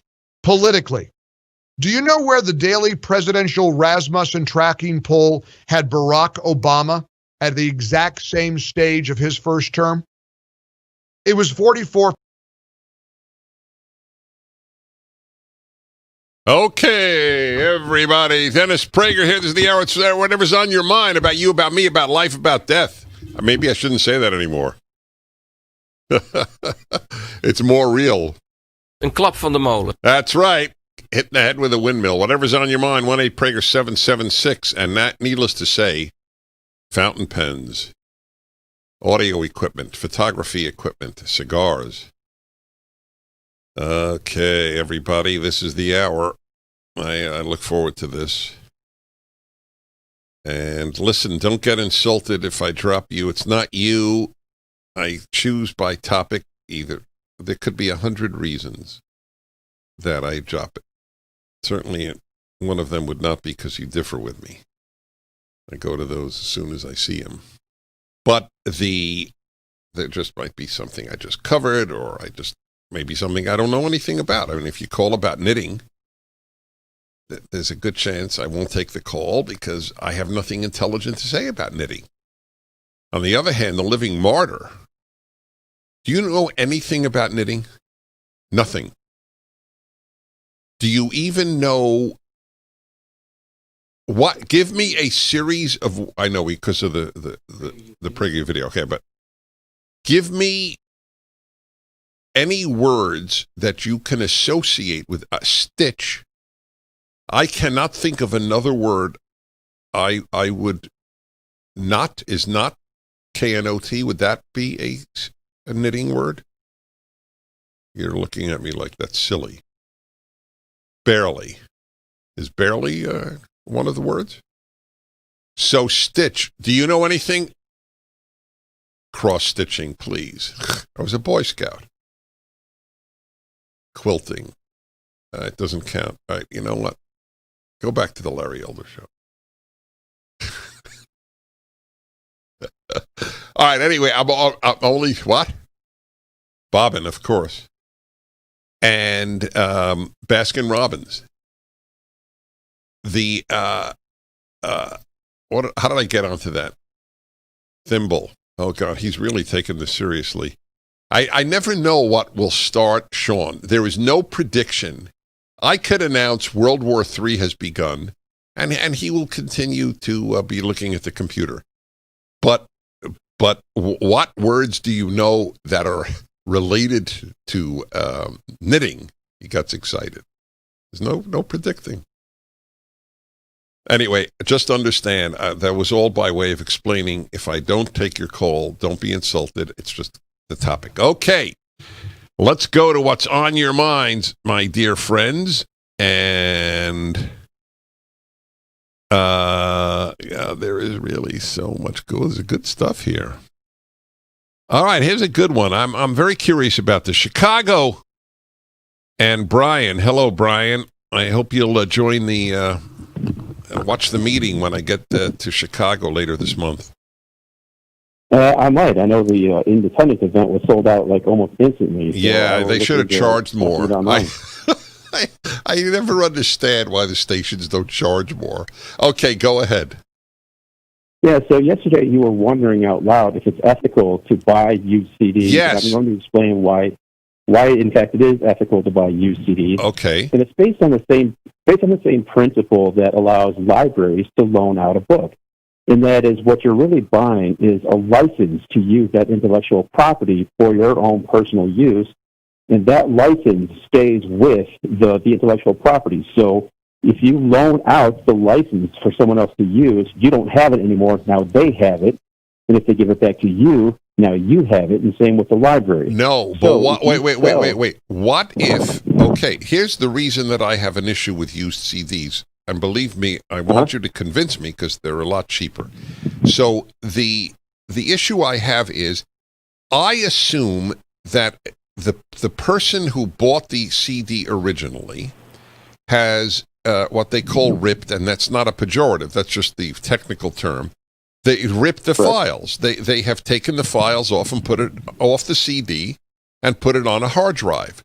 So they still have the intellectual property of the CD, and now they're selling the CD even though they've taken the property for themselves. Correct. That would be a violation because if you sell the license, good. then you are Okay, supposed all to right. destroy any copies that you can. Well, then you. Well, now my response to that. Okay, go on. My response to that is that you can always ask, and if they say, how do I yes, ask if it's on? The only place I know about UCDs is on Amazon. Certainly. Well, you can. Okay, so you can send a message to the seller. A lot of places on Amazon, they just buy and sell. Right, exactly. So they wouldn't know. So here's my question: why would anybody get rid of a CD if they didn't take the files for their own use? I can't think of another reason somebody would sell a CD if they didn't already take the files. That's why it's a moral problem for me. But they didn't like the CD, so they got rid of it. You know how often that happens? 1% of the time. 99% of the time, a person buys a CD, rips the files, which is perfectly legitimate, but then sells the CD and keeps the files.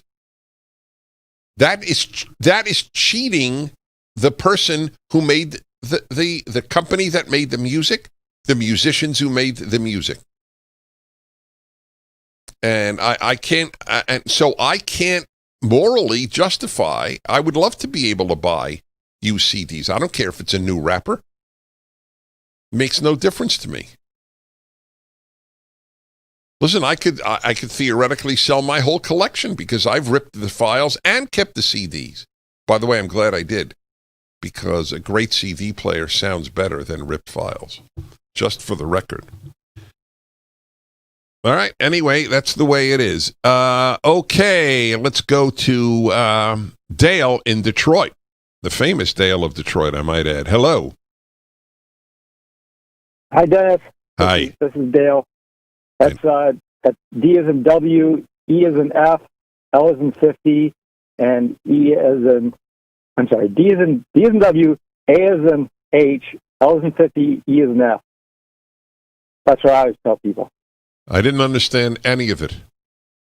Well, D as in W, you spell W with a D. So you guys confuse people. Oh, that's good. That is good. You got me, man. D as in W. Yeah. That was good. Wait, so what was the A as in? A as in H. L as in 50. There's no good one for L except. Wait a minute. Why is L as in 50? Because is, very good. Okay. And okay. And E, what was the E? E is an F. A That's is an H. Okay. And E is an F. You know what? The 50 doesn't work, but the others are excellent. Yeah. Okay, go ahead. All right. So the other day when you had Jeremy on in the segment, and if I make a comment on PragerU at the end in general, I have something at the end, but that's not why I called it. I know you want me to get. I always tell kids. I'm 50. My kids are in their 20s. They just got through college and that. But they're friends in that. And when they were questioning college, when they were questioning their degrees, I always told them two things. I told them, not everyone's dumb enough to go to college. That's right. Right. You usually say not everyone's smart enough, but I tell them not everyone's dumb enough to go to college. Mm-hmm. And the second thing I tell them is if you do go to college, don't get a FIBS degree, an FIBS degree, which is something I made up. It's an acronym that stands for fill in the blank studies. Because any degree that ends in studies is a lie, so it's a fib. So I call those FIBS degrees. Good man. All right, what's your PragerU comment? So you have these segments every week on PragerU, or every week on your show with whoever did the PragerU video. Yeah. Is it possible to take those clips and attach them to the PragerU sites for that video, even if they have advertisements in it, because you get a lot more content. Oh, that's a very, you know what? That's a very interesting idea, where we would amend to it Dennis Prager's interview with the presenter. Certainly with Jeremy Boring, that hour was magnificent. We obviously would leave out the commercials. Anyway, I like that idea. All right, appreciate it. Let's go to Ray in Columbus, Ohio, which will no longer be Columbus, Ohio. Hello. So some of my friends are voting for Biden, and when pressed, all they can tell me is how much they hate Trump. Is that what we're going to come down to? Totally. Nobody's voting for That's Biden, exactly nobody right. can say. Nobody's voting they for can't say Biden. what he's good at, what he's correct. about. I mean, Yes, nothing. That's correct. He's nothing. That is exactly right. But he will be, if he's elected, the author or the president during the greatest attack on American foundations in American history. Anyone can watch Prager University courses anywhere in the world for free, and we want to keep it that way, but we can only do it if we have your support. Go to PragerUniversity.com and donate today.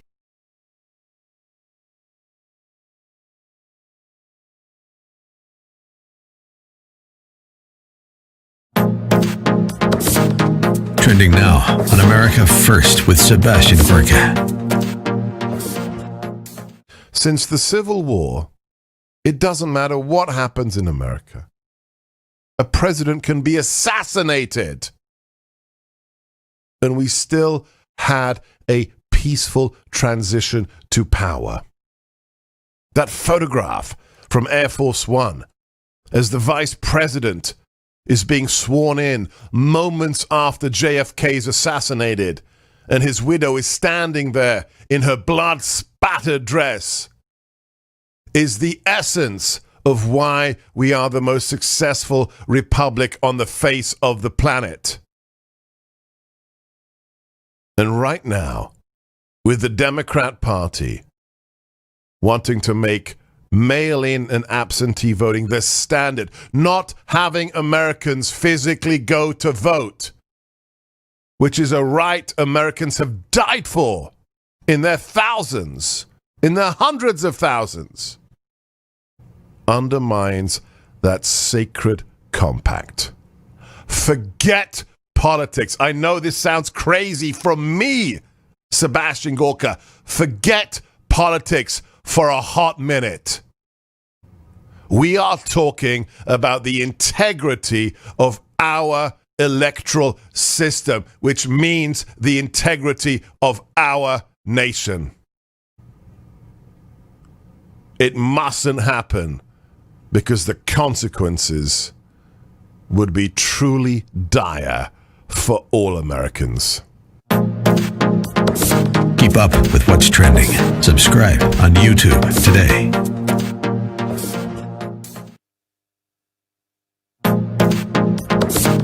Trending now on the Eric Metaxas Show. Long time, and you've known Donald Trump personally for like 4 decades. You know this guy as a New Yorker. So Janine Pirro, Judge Pirro, what do you see going on in America? Where is this going to go? So here he is as president of the United States, and he is really someone who believes in law and order. And for some reason, that concept is infuriating to the left. And so the left is tearing apart the cities. They're burning, looting, and they're being called peaceful protesters.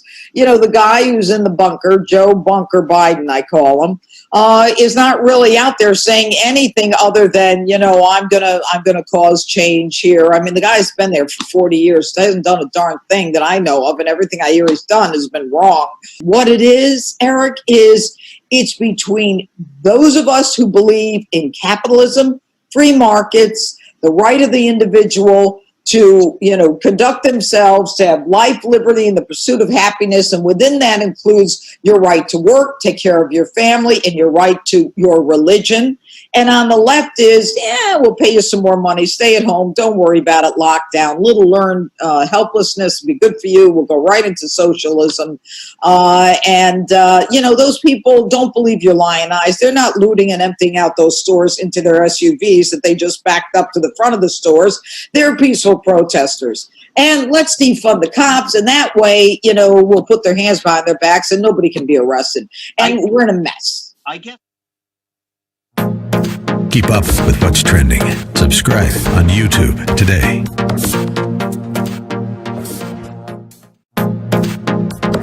Trending now on the Mike Gallagher Show. Yesterday, the U.S. reported more than 47,000 coronavirus cases, new ones. That's the smallest daily increase in almost 4 weeks. the president yesterday talking about some cautious optimism. Of course, we're dealing with the hurricane. We're dealing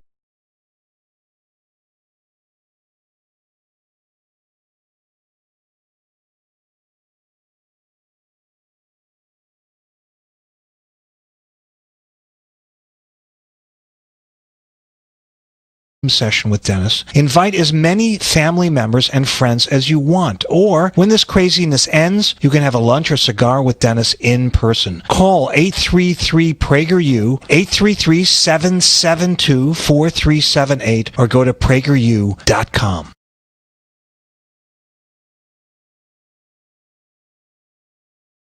Thank you, Alan. That is correct. Of course, if you give $50, we're deeply grateful to you. Just want you to know what's available at much higher levels. It's fundraising month because it was my birthday last Sunday, and so we picked August just because it's my birthday. No other reason. Why not? And we are doing really important work. We're trying to save the country, to be honest. And the country may not be saved. I don't know what the future holds. I only know what I have to do now. That is my motto in life. People ask me if I'm optimistic, and I say, what difference does it make? Do only optimists fight? I'll tell you this, I'd be a hell of a lot more pessimistic if I didn't fight. That's the best answer I can give, I guess, to are you optimistic? I understand what that means. Were the guys who stormed Normandy Beach optimistic? All right, so help us. PragerU.com, 1-833-PragerU.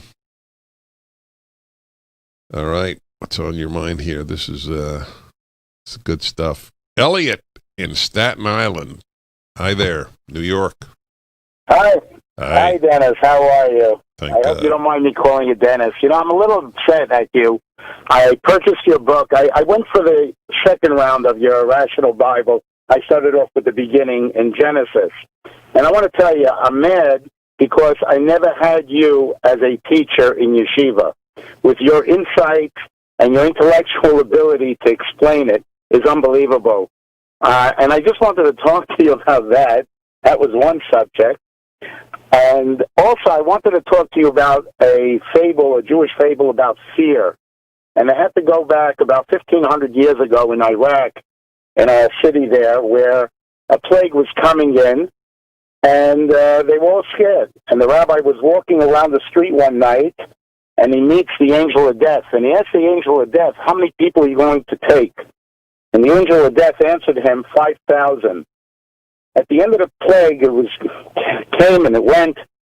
The rabbi noticed that there was 15,000 people that died. He was angry. He walked down the street. He met the angel of death again, and he said, you told me 5,000, you. He says, I did. I took 5,000 from the plague. He says, but how is that possible? 15,000 died. He says, 5,000 died from the plague, 10,000 died of fear. And people are afraid, and that's the problem.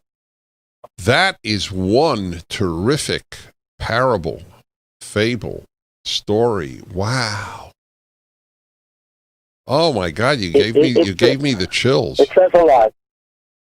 You're a good man. On the first subject, I got phenomenal reviews from major Orthodox rabbis, but I wish the Orthodox community knew about my commentary because it would strengthen their faith for the reasons that you said.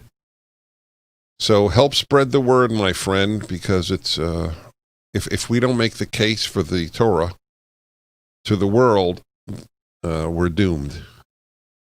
We being the world is doomed. The answer to evil is in that book. That's why they burn Bibles now at some of these protests. The Rational Bible. I really urge you all to read it. Or listen to it, however you want to get it. But it's beautifully printed, so it's worth getting in hardcover. That's some fable, huh? 10,000. See, You know what we don't have, because the media don't have an interest in truth. What we don't have is a lot of things. One of the things we don't have is, that's not easy to tally, I fully acknowledge it, is the victims of the lockdown every day. Why don't they have these charts every day, just as they do cases? How about the number of people who committed suicide, the number of people who committed homicide, the number of people who have relapsed from their sobriety into addiction, the number of couples who have separated? Why don't you have that for lockdown? The number of people who've lost their life savings that they put into a restaurant.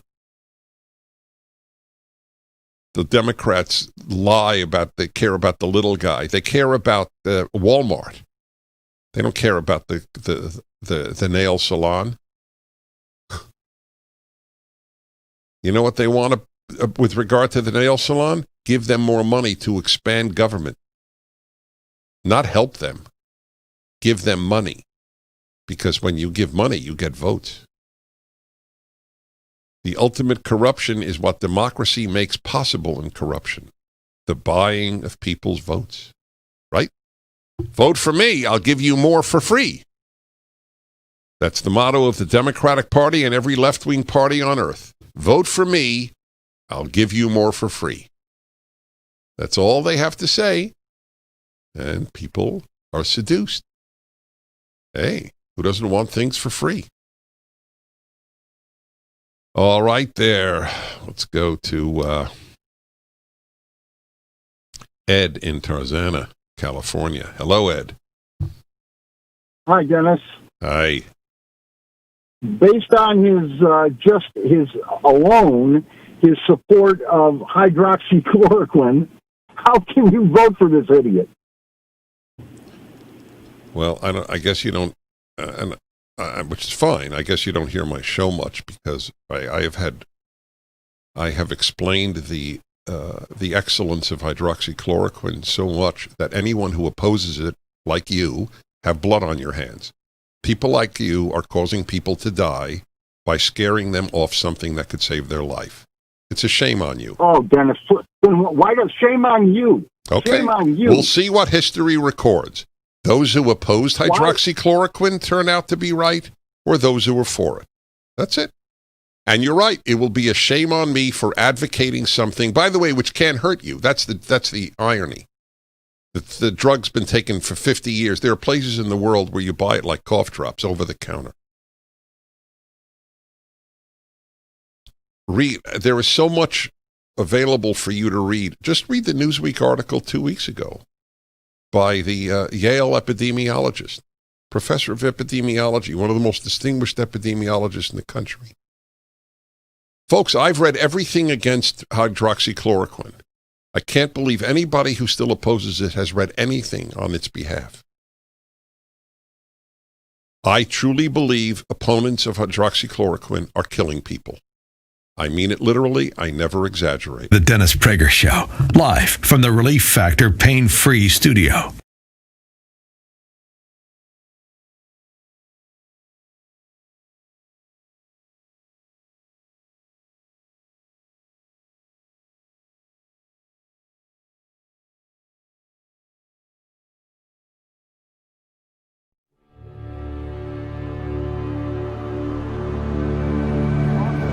For almost 20 years, I've been searching for evidence of one of the greatest miracles of the entire Bible, the miraculous parting of the Red Sea.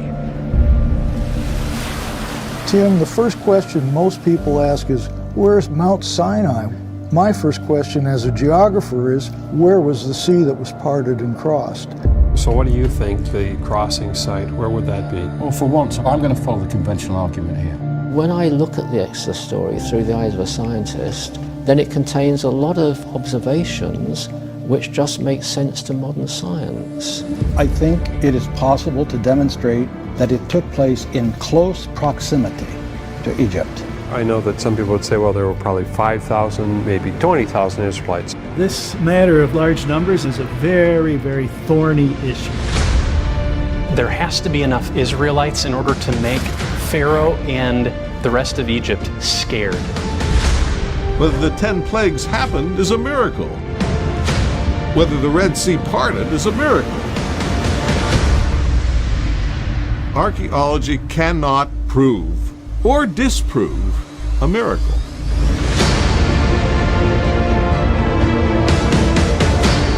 Make the sea small, put it close to Egypt, all of a sudden it calls into question the biblical text itself. And you cast their pursuers into the depths as a stone into mighty waters. Where were these ancient lakes in what is now all desert? And what sort of people could stand the strength of the wind that would part that depth of water? Nobody could stand and walk that land bridge in that sort of wind. It would be impossible. Why is it important to think about these things? At the end of the day, we're really talking about a miraculous event of unprecedented proportion, of God's miraculous saving power.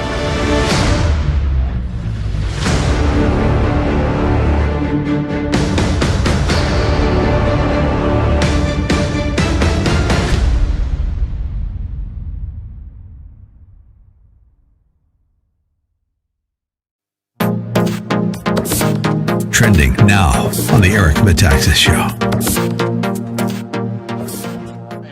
Yeah, Barack Obama had a very simple foreign policy. This is a guy, Obama loved domestic policy. He acknowledges that was his sweet spot. And when once asked, what is your foreign policy doctrine? He said, just don't do stupid things. Actually, he used a little more colorful term, but we won't use that today. But the fact of the matter is, the Russia reboot, when you look at it, was a series of stupid decisions that backfired on the American people. And that's what Hillary Clinton is facing in 2016 when she goes into the election. It was a senior Clinton campaign official who told me we needed to neutralize this issue because we saw it as our number one liability. And then Seamus Bruner, my co-author, digs out a document that was in our files that we hadn't really understood the significance of. All of a sudden, it's a poll from the summer of 2015. Hillary Clinton polls Americans secretly to find out what's her number one political liability. Is it Vince Foster? Is it Whitewater? Is it the Rose Law Firm billing records? Is it Benghazi and the tragedy there? Is it the classified email scandal that she was going through right in 2015? None of those registered as the number one impediment to the presidency for her. The number one impediment was the perception that she and her husband, Bill Clinton, cashed in, along with other Democrats, on the failed Russian policy. 53% of the people in this private poll that the Clinton campaign did said that was the number one reason why they might not vote for Hillary Clinton. So that's why they hire Christopher Steele and Fusion GPS. It's why they carry out the dirty trick that we now know to be Russia collusion. You're telling me, John, that people from her campaign told this. All right. Hi, everybody. Welcome back. By the way, for the record, the source of all truth has IM'd me. You do not use a thimble for a knitting needle. Close. You use them for regular sewing needles. So Sean was wrong, and I'm debating whether it deserves a punishment. Just a bit outside. But I'm not declaring punishment room. Missed it by that much. Yes, because, yes, you didn't miss it by a lot. All right, everybody. Hey, do we have our, yes, this is fantastic. It is really a highlight for me. I don't want to put this the woman on the spot here, this young woman, but it is a highlight for me every day. And for many of you to hear these young people who are members of PragerForce, we have 10,000 young people as members around the world. And that's a serious number. And everyone is a delight. And now I've almost never met any of them personally, but I meet them as you do now via radio. Samantha Gagliano is on the is my PragerForce person I have now. She is at Jefferson State Community College, just graduated high school. And Samantha, where is the college? I'm located in Birmingham, Alabama. And are you from Alabama? Yes, I've lived here all my life. I envy you. I do. I think Alabama is a great place to in the modern period. It is a great place. Did you love growing up in Alabama? Absolutely. I love living here. Everybody, we have our fair share of Democrats, but I would say majority of the population here is Republican and conservative thinking, and it's been a great place to live. What city? I live in Birmingham. Oh, okay. Or I live in the Hoover suburb of Birmingham, but I just say Birmingham. And this college is in Birmingham? Yes, sir, it is. So do you have in your family, as far as, we'll go no further than cousins, uncles, do you have any folks on the left? I don't. I'm fortunate that every single one of my family members, to my knowledge, supports the president and that they're conservative. You're the first human being I have met who could say that. Maybe you have to grow up in Alabama for that to be possible. I do not have that experience. It is quite I'm different. very fortunate for that. Yes, indeed. So, how did you get acquainted with PragerU?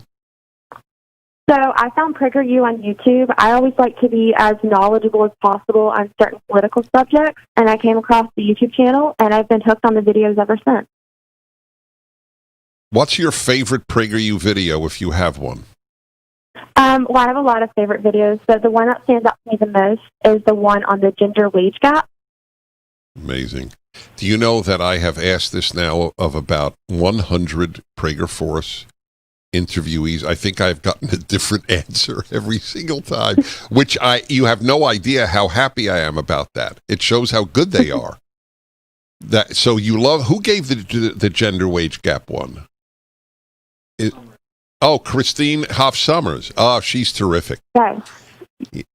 I've watched it a couple of times. I don't recall who spoke in it, but I definitely go back to that video a lot. Yeah, because it's just one of the lies that permeate our society. Yeah, I heard that many times on watching the news. Even in school, I was told, it's the 21st century and women still make less than men do. And to me, that didn't seem right. And it wasn't until I watched the PragerU videos that I learned, they kind of do make less than men, but it's really the type of jobs that women get versus the type of jobs that men get. So how old are you? I'm 17. How many 17, you don't have to answer this, I'm asking my audience, how many 17-year-olds speak as confidently and assuredly and eloquently as she does? Were you homeschooled? I was not. I went to a public high school. I just graduated as a junior. So I did public school for about 12 years straight.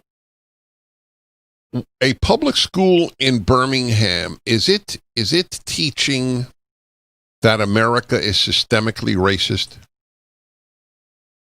Well, I think I was fortunate enough that I had some really good history teachers to teach me the right conservative values. I mean, there were liberal students at the school, but I do feel like I was taught the correct way.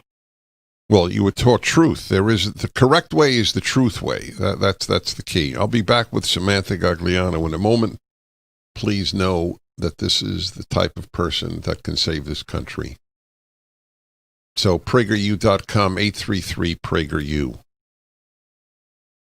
And I'll tell you who is helping save the country, sponsors of talk radio. Just remember that when you get tired of a lot of commercials. I totally get that too. I'm very real, as you know, part of the reason you listen to me. But these people make it all possible for people like me to have as big an audience as I do. And Relief Factor is one of them, and the product is magnificent. I just ask you to try it. They have a 3-week quick start. If it doesn't work within 3 weeks, it probably won't work. You've spent $19.95 plus shipping, and that's it. Read the testimonials at relieffactor.com.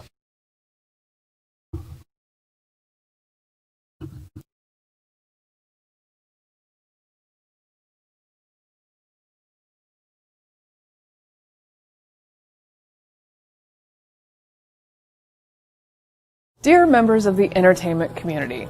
Entertainment community. Entertainment community. We know that you're more famous than any of us. Well, most of us. I'm mad. Distressed. Alarmed.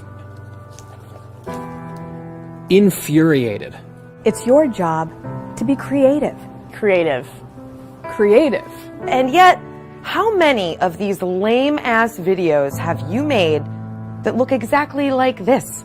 Like this. Like this. You entertain us. It's literally your whole job. Here's what we ask. No. Here's what we demand. That you reject anything that is anti-original, anti-interesting, anti-convincing. We demand that you try harder. Harder. Harder. If you do, we'll be with you. But if not, we'll continue to not care. About anything. Anything. Anything. You have to say. Signed, the majority. The majority. The majority. Of the American people. And we're done, because that's a reasonable amount of time. Trending now on The Larry Elder Show. Hi, Larry. Hey, listen here. You over there in California, in L.A., why don't you come down south and hang with your Republican brethren? I guarantee you'll find a different idea then. If your dad hadn't left the South, you'd have a totally different take on everything. And that's still the same South. That's the one that Obama stands for. 3 Larry Elder, ReliefFactor.com studio. What an ignorant statement. If you go down to the South and hang out with Republicans, you're going to have a different perspective? You mean like Vernon Jones, the Democrat who's now supporting Donald Trump and was accused of being bought off by Craig Melvin of MSNBC Hee-Haw? You mean like that? What does that even mean? It means that I'm a Republican because I want Southern Republicans to like me? How childish. I'm a Republican because I feel that party's policies better advance the interests of this country than do the Democrat policies. I'm not looking for a fishing buddy. I'm not looking for a party that is marching towards single payer. I'm not looking for a party that believes open borders or porous borders advance their interest. And they do. Green New Deal. A commission is set up to study reparation, for crying out loud. Free college, debt forgiveness. Bernie Sanders wants that national rent control. And Bernie Sanders says he's going to be leaning on Joe Biden to make Joe Biden the most progressive president in history. That is why.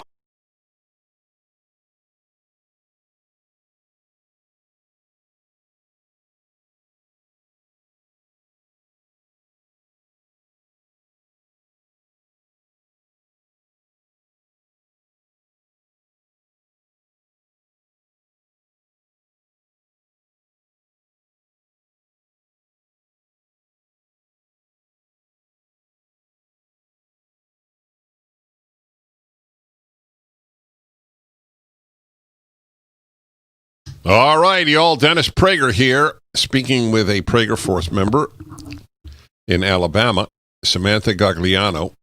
And I just checked out your Twitter page. You have 1,400 followers. Really? Did you know I that? had 1,400. I'm sorry? I didn't think I had 1,400. Yeah. Well, that's impressive. Okay. Yeah. Well, anyway, we're talking about the whole crisis in the country that we're undergoing. I'm curious, are you worried about America? You're 17, come from a conservative world. Are you worried?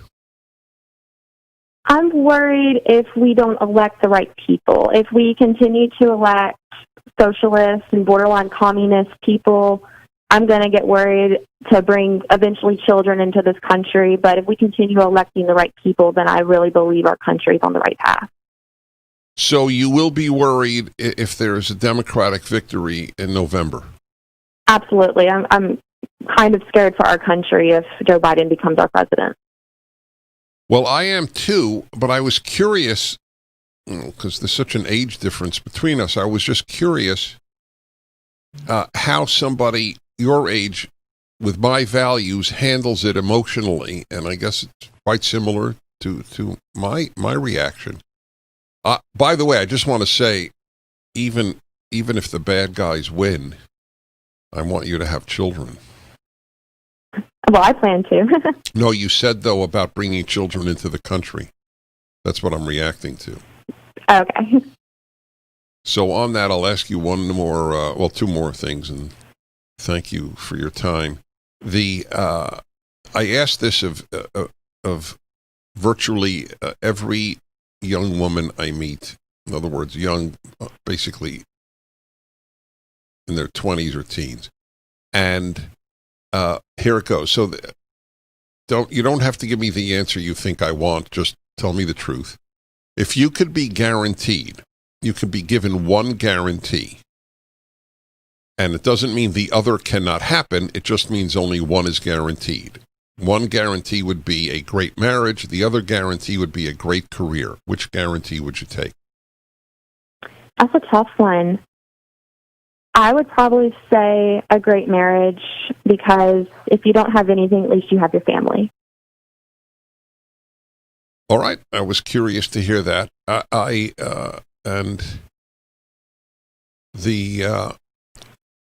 know what? I'll put you on the spot. What's the ideal husband? Ideal husband, I would like somebody with conservative values. I think that's a big one for me. I can't imagine somebody who leans left at all. Very religious. Those are my two main things. I'm pretty lenient, but definitely conservative values. Nice. Sounds good to me. All right, finally, one more put you on the spot question. You have 30 seconds. Why would you advise people to contribute to PragerU?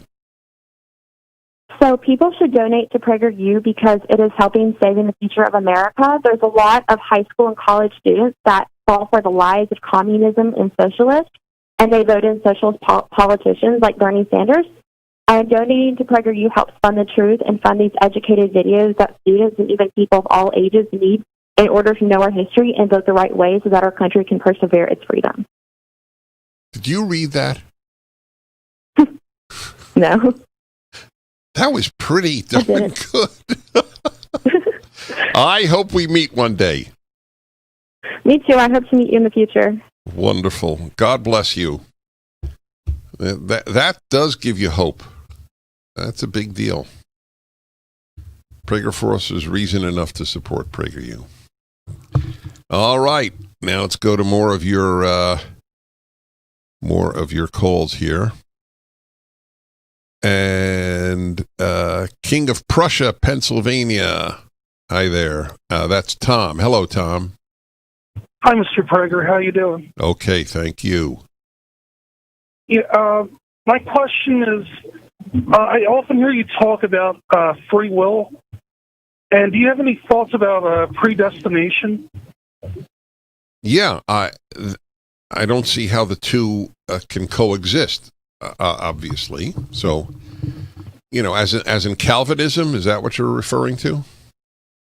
Yeah. What is that? Presbyterian? I'm not sure. The Calvinists generally believed in predestination. They even believe, if I'm not mistaken, that it's even predestined who was saved and who was not. Yeah, I've heard that. I never quite understood that. I put that. You go on. Well, doesn't it say in Job, I think, I knew you before you were in your mother's womb? Yeah, what does that have to do with predestination? That he knew you before? Yes, he knew you, but so what? Doesn't mean he tells you, he governs what you do. If we didn't have... Yeah, okay, good. I'm glad you asked, because I want to clarify that. The whole point of, that we are like God and animals are not, is because we have free will. Animals do not. If we don't have free will, we're just animals with better brains. But unlike animals, we're pathetic because we delude ourselves into thinking we have free choice. Animals don't delude themselves. How could God punish you if you didn't choose to do bad, or reward you if you didn't choose to do good? the entire basis of biblical justice and goodness and evil is that you have, I've put before you today life and death. You shall choose life. It's an example. That's the whole point. If we didn't have free choice, why bother teaching ethics, goodness, or religion? The Dennis Prager Show, live from the Relief Factor Pain-Free Studio.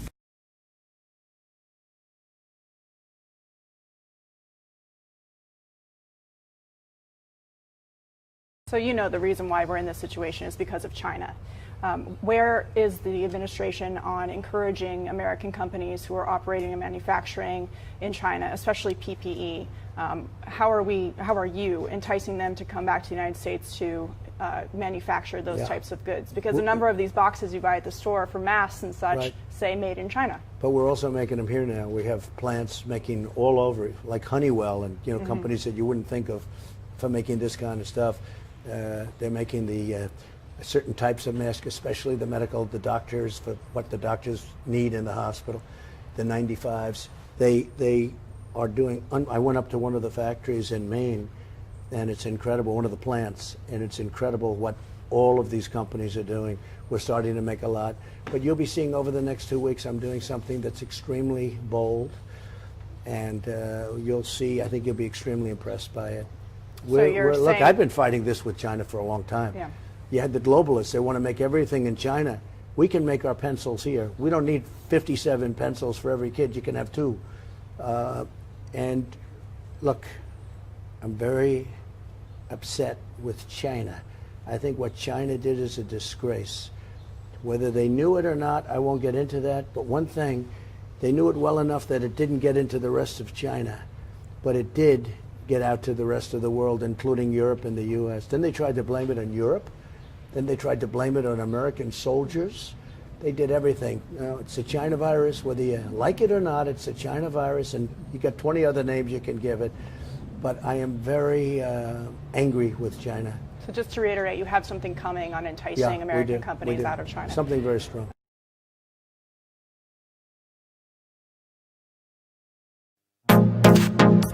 Trending now on the Hugh Hewitt Show. Because I think Trump's going to win, and I think the Republicans are going to go hold the Senate. But because of what is going on in the Democratic Party, and I watch it every day, right now they are holding hostage unemployment relief for people. Nancy Pelosi and Chuck Schumer will not grant unemployment relief because they want radical policies, and they believe that the Republicans have to give them. They don't, and they won't.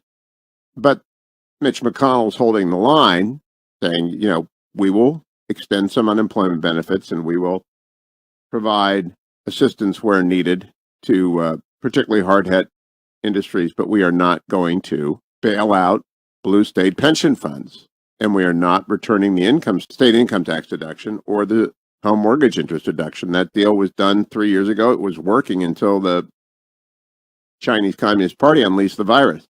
So within the Democratic Party, there's this radical turn. Radical. It's not your parents' Democrats. It's not your Democrat. It's AOC and the squad's Democrat. And their agenda is to hack, pack, and tax. Can you remember that? Hack, pack, and tax. They're going to hack the Senate filibuster into shreds. And once it's gone, they will pack the United States Senate by adding... All right. What a choice. Oh, man. All right, let me take as many as I can. Don't hang up, folks, because at the very least I want to summarize what you say. But I'll open with New Rochelle, New York, and Kirk. Hello, Kirk. Hi, Dennis. Always good to talk to you. Thank you. So I'll keep it quick. I know we're at the end of the show. I have 2 options. I just graduated college, and I'm planning on going to graduate school. I can either go to law school or take a master's degree in ethics. What would your preference be?